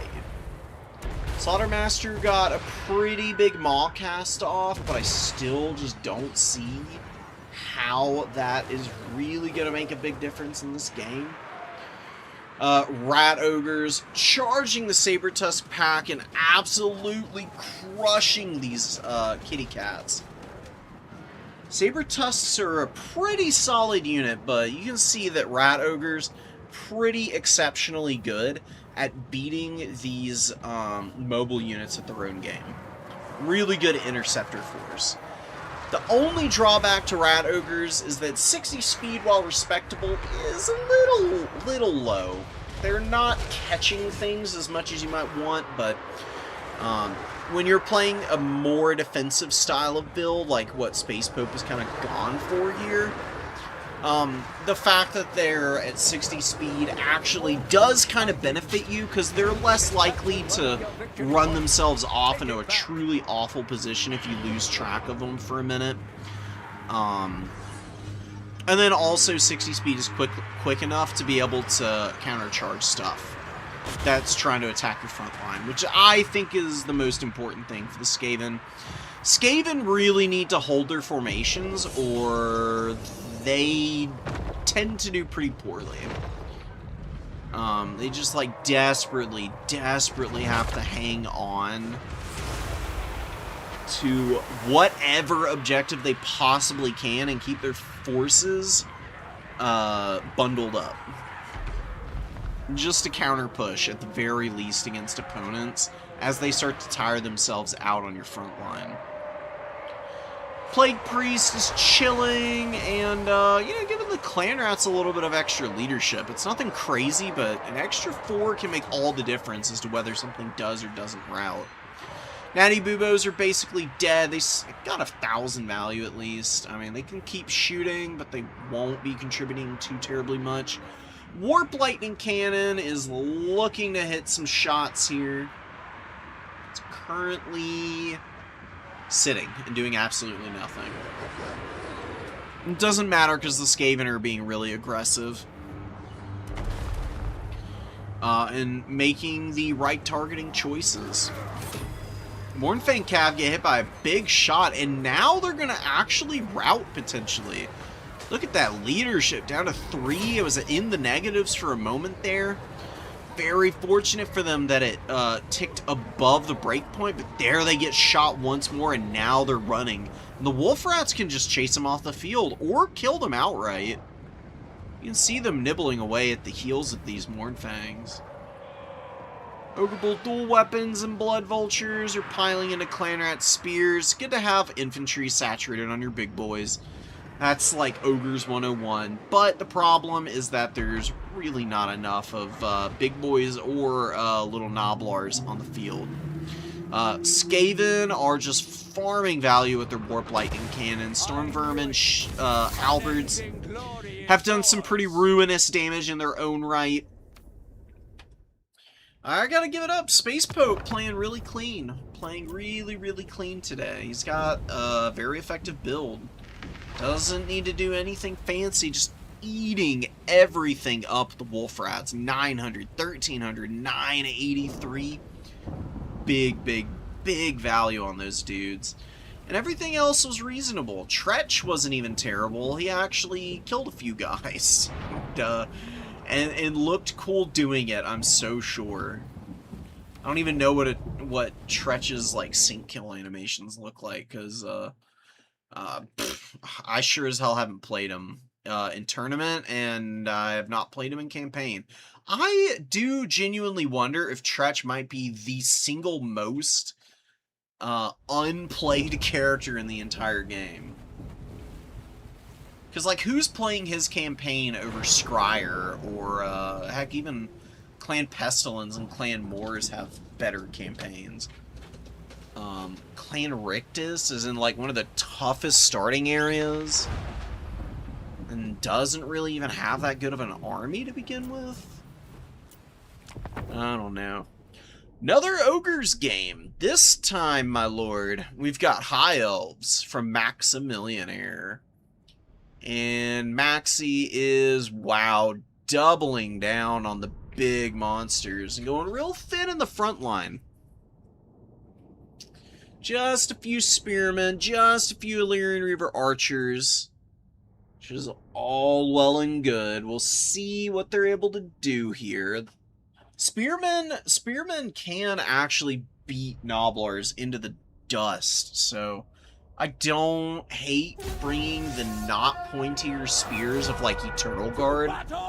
Just because you did already invest so heavily into single entities.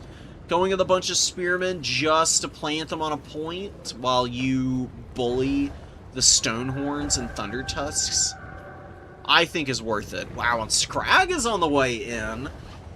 Wow, you never see Scrag. Scrag has Troll Guts. Why is Scrag on the field? He doesn't have his Gorger Cauldron. Ignore what he's got wrapped around his waist, by the way. Yeah, that's a Cauldron, but it's not the Gorger Cauldron. It's a different, less interesting Cauldron. So, Caradron, Emmerich, both flying around up in the sky. Thunder Tusks, Stonehorns, all chilling and waiting. A lot of Ogre Bulls coming in, dual weapons and regular.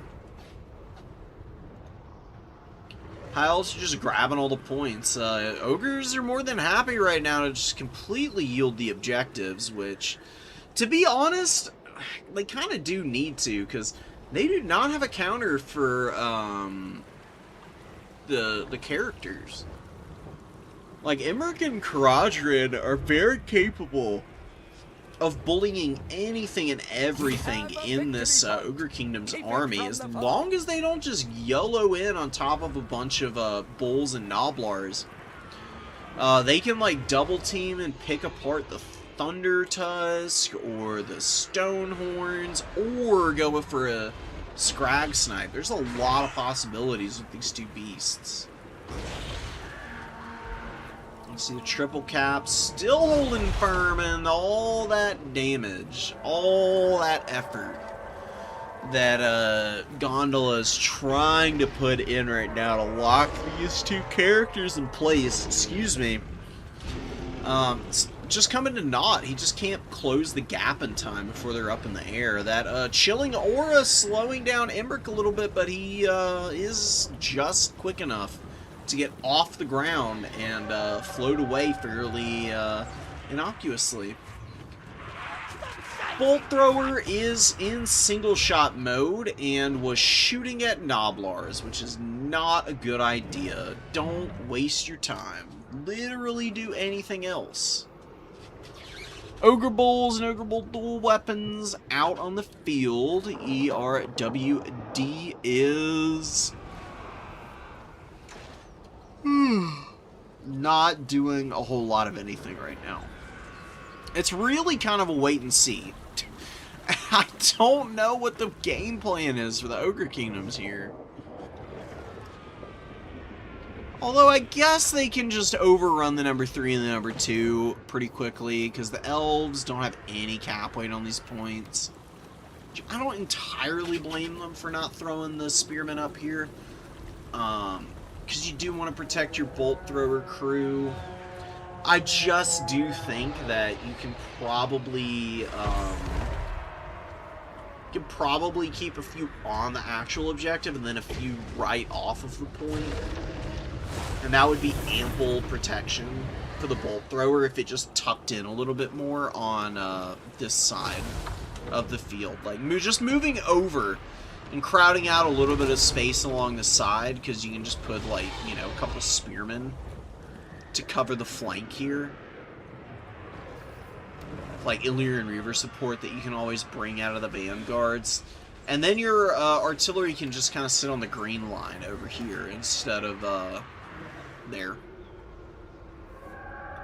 Illyrian Reaver archers are poking Ogre Bull dual weapons. Good. Everybody is just staring at one another right now. I don't think anybody knows how to proceed. I will say the Stone Horns, before the Fireborn got in here, had no counters in the field. At least not, like, counters that can, like, truly shut them down. Because Emmerich and Caradhran can beat them up, sure, but are they ever going to be in a position where they can just completely eliminate the Stone Horns before these guys get, like, a big troll guts? My question is probably no.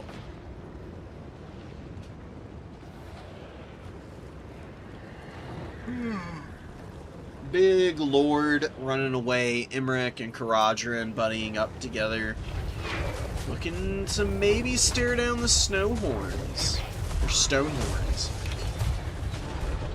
Thunder Tusk up on the point, Noblars and Bulls streaming down the hill. Really cool vibes going on here. Yeah, there we go.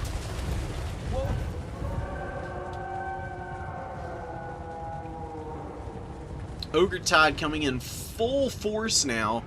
Gotta get all 3 points. I mean, you just literally cannot afford to waste any time grabbing these other objectives. You are so far down after that build-up. I respect it, and I know that Gondola does it a lot. I just don't know if this was something that was ever really going to work against the High Elves.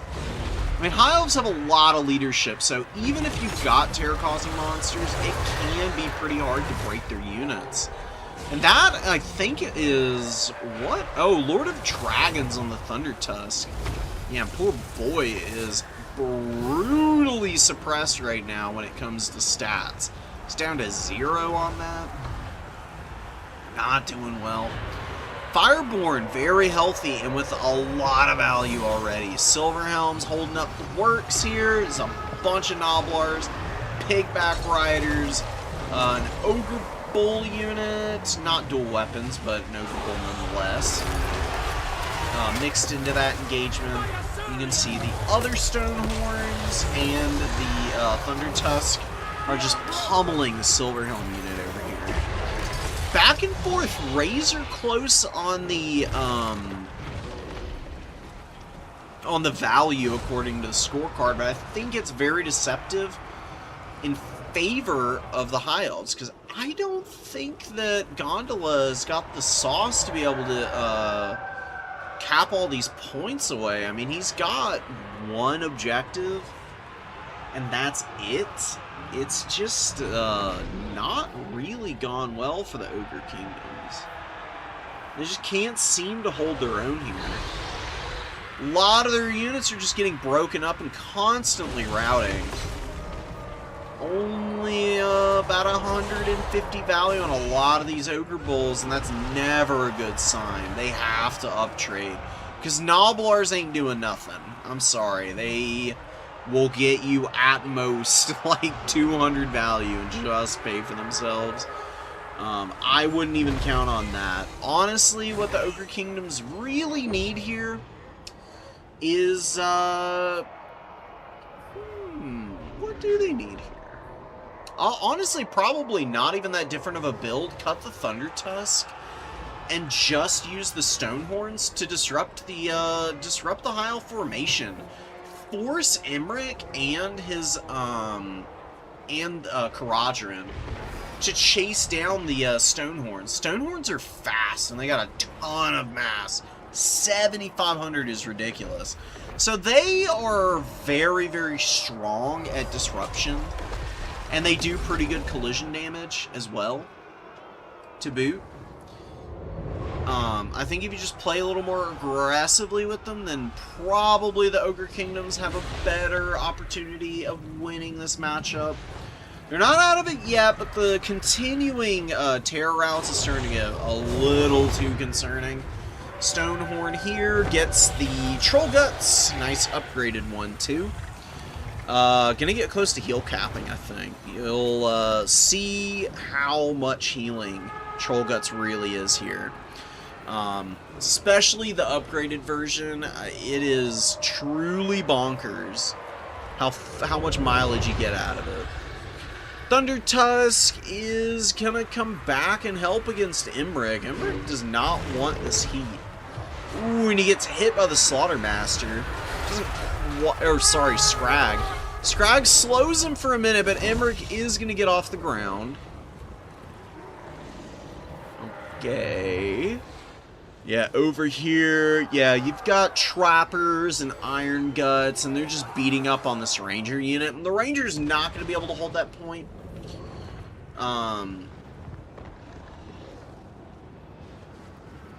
Ogres, though, getting this objective, I think, is definitely just an exercise in futility. They're moving off the number 3 to go for the number 2. Can Gondola make it happen?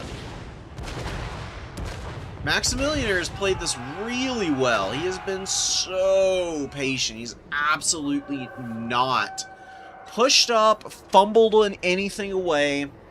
All of the units for the High Elves, at the very least, are holding to the bitter end like their leadership would suggest, which is making for a pretty miserable time for the Ogre Kingdoms, because, yeah, they're winning a lot of these fights thanks to their single entities and the heals, but all of their other units are very beat up and probably not going to be able to hold for all that long.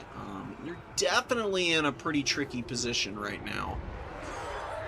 Good land on the Noblar Trappers. Those guys are going to get mopped up, and the number 1 objective is saved, and there's no way that the Ogre Kingdoms cap this. The single entities don't have cap weight for the High Elves, but there is a horseback character with 3, the Fireborn, some Rangers, and Silverhelms, plus now some Spearmen. Tons of cap weight for the High Elves on this point. They ain't fumbling like I did against Ponty. That's all I'll say. Nice regrowth. Not really needed, to be honest, but I mean, why not use the magic just to BM a little bit. Just say, hey, you didn't do a whole lot to this guy. Why don't you think about killing my lord?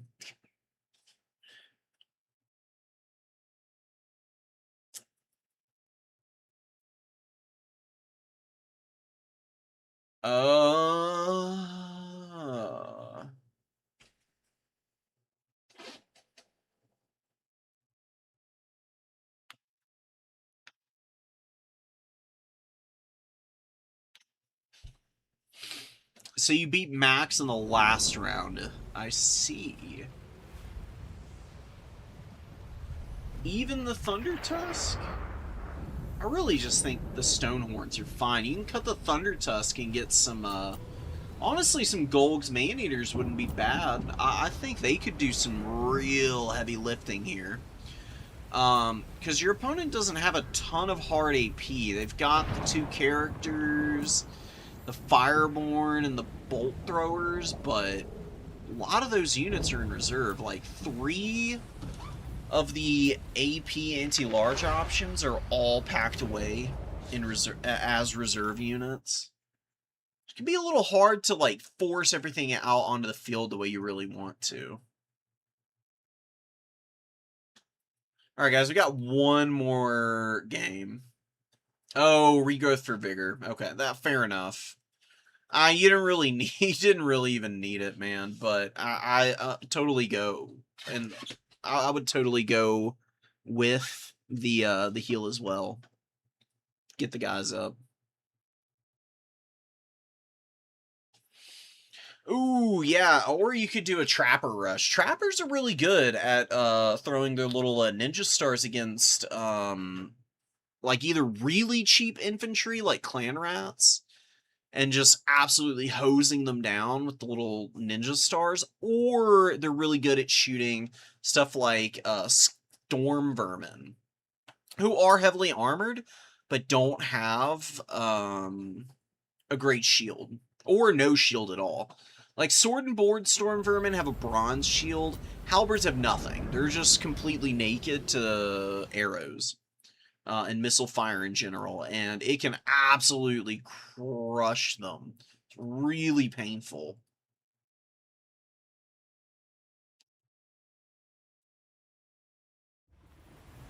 Okay, I've got the replay for finals. Why is it not showing up in my replays folder? Hello? Oh, I see. I see.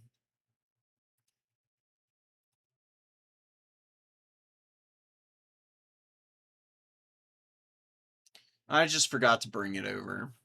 Cool final game here. We're gonna get a real doozy. This is not a matchup that you see terribly often. Beastmen versus Nurgle. Beastmen are typically have been highly favored in this matchup in the past. It's probably gotten 10 times easier with Chimeras, because Chimeras just do ridiculous damage. Breath attacks, flaming attacks, magic attacks, poison, immune to flanking, a million things that make it an all-star at beating up on undead. Or, sorry, not undead, but demons. Demons with their Physres hate Chimeras. Chimeras love savaging stuff like Demon Princes. Running Riders, a bunch of Plague Toads, some Forsaken, and a Chaos Knight who's going to the low ground. Centaurs is waiting in the wings. Wildcaster with Traderkin is going to be really solid here. Anytime you can, hit this Demon Prince, but also keep in mind that Traderkin is pretty good against stuff like Running Riders. It's not a Buna or even a Melkoth type effect against them, but it does pretty concentrated damage to the models. And I've seen it pick off the Rotting Riders before, just by casting it a few times over them, not really giving them any space to regenerate their HP. So, Space Pope hitting a nice Spirit Leech there. Doombolt taking some damage. Demon Prince and Nurgle's just floating above. And the Chaos Knight of Nurgle here with the Lances. Trying to run some units down. Centaurs are pulling back. Ooh, Sons of Goros on the flank now. Yikes. Oh, and the Chaos Knights are getting deleted. Look at them melting under the pressure here. Beautiful Stream of Corruption. Sons of Goros take a lot of damage from that. But it's not going very well right now for Space Pope. Max has a full surround on this Chaos Knight with Lances unit. Rotting Riders are looking for opportunities, but are a little out in the middle of nowhere. Like, they're gonna need to choose a fight to engage in. Oh, the Beastmen. Yeah, the Beastmen are doing a really good job of locking the points down, and Nurgle is wishing that they had done a slightly better job of playing on the points. Because they just aren't really being focused and held. Sure, a pretty small army does make it a little bit tough, but just need to be in the mix for something a little bit more valuable on average. Forsaken are just completely overrunning the Ungor Raiders. Now they're fighting the Slangors, which they should do pretty well against. They won't decisively win the fight, and they probably end up losing, but they will get a few good hits in, I'm sure. Although I think they missed their charge. Oh yeah, and a lot of the unit is staggered out, so they very well might not get a whole lot more value.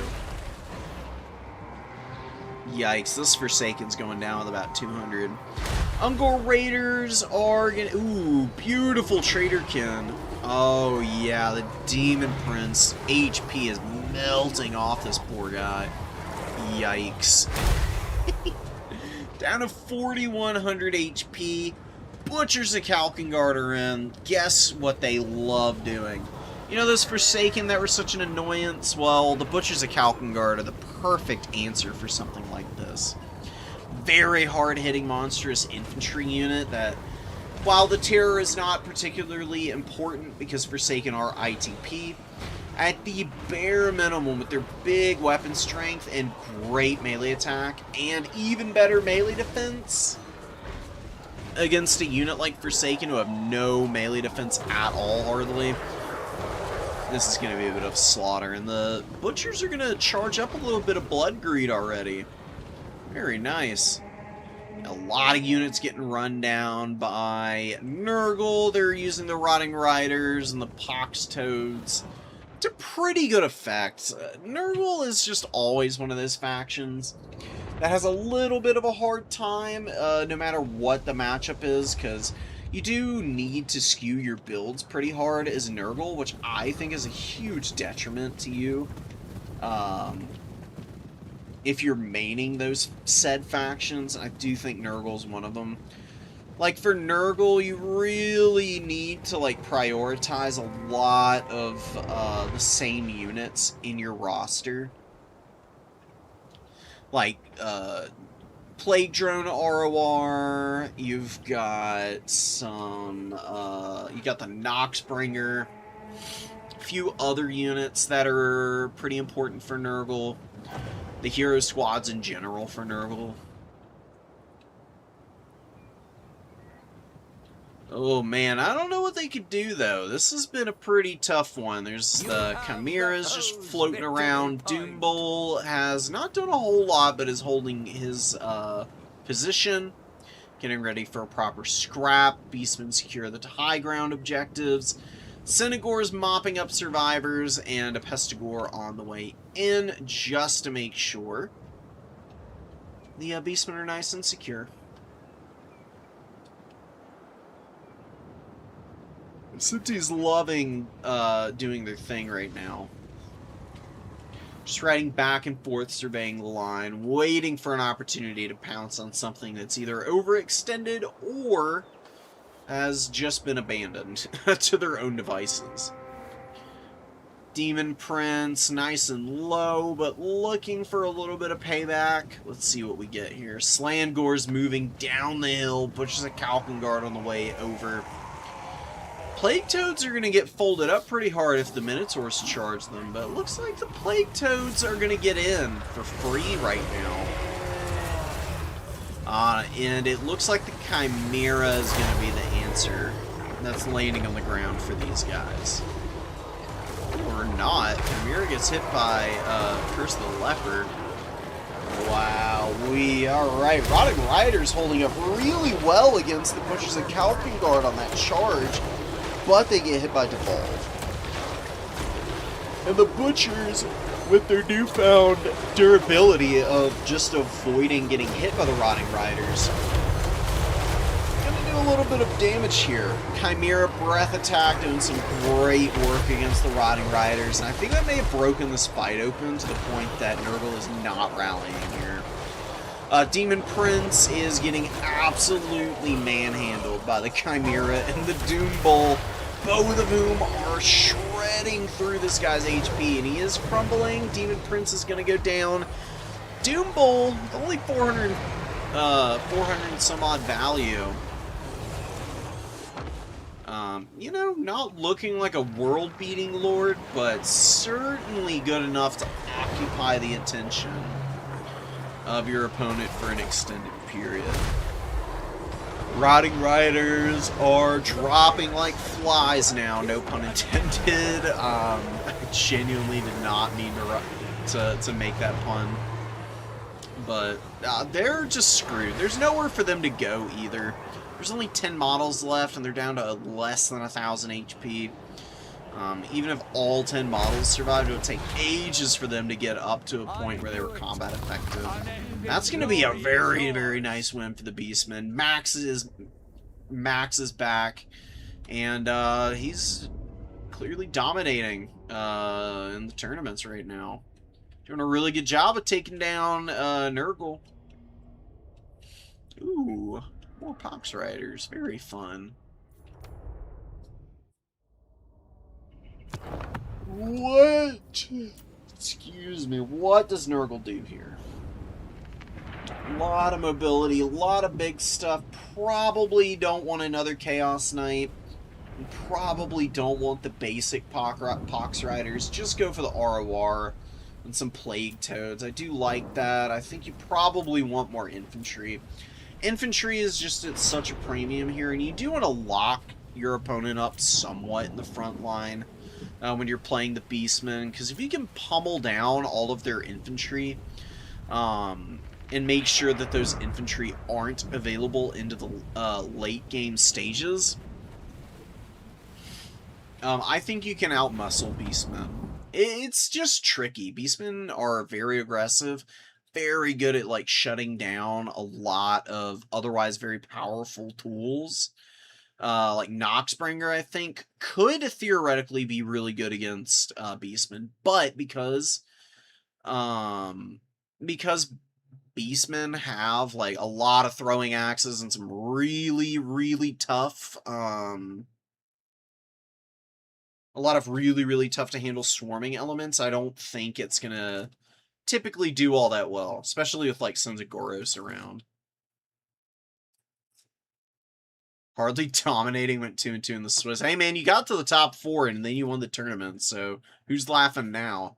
I'd say you were dominating. The 2 games I saw of you playing, hey, it's 2 wins. It's dominating in my book. I see it when I see it. Really well played, though, dude. That was awesome to watch. Super cool to see you on something other than counts. I do love your counts, but honestly, that was pretty crispy Beastman. So, I'm gonna have to watch some of your other games, Max.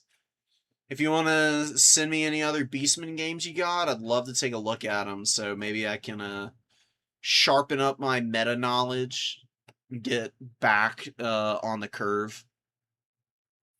Maybe not struggle quite as hard in my next tournament. We'll see about it. Anyways, that's going to be the end of stream. Just wanted to do the tournament. Max is our winner. Huge kudos to him.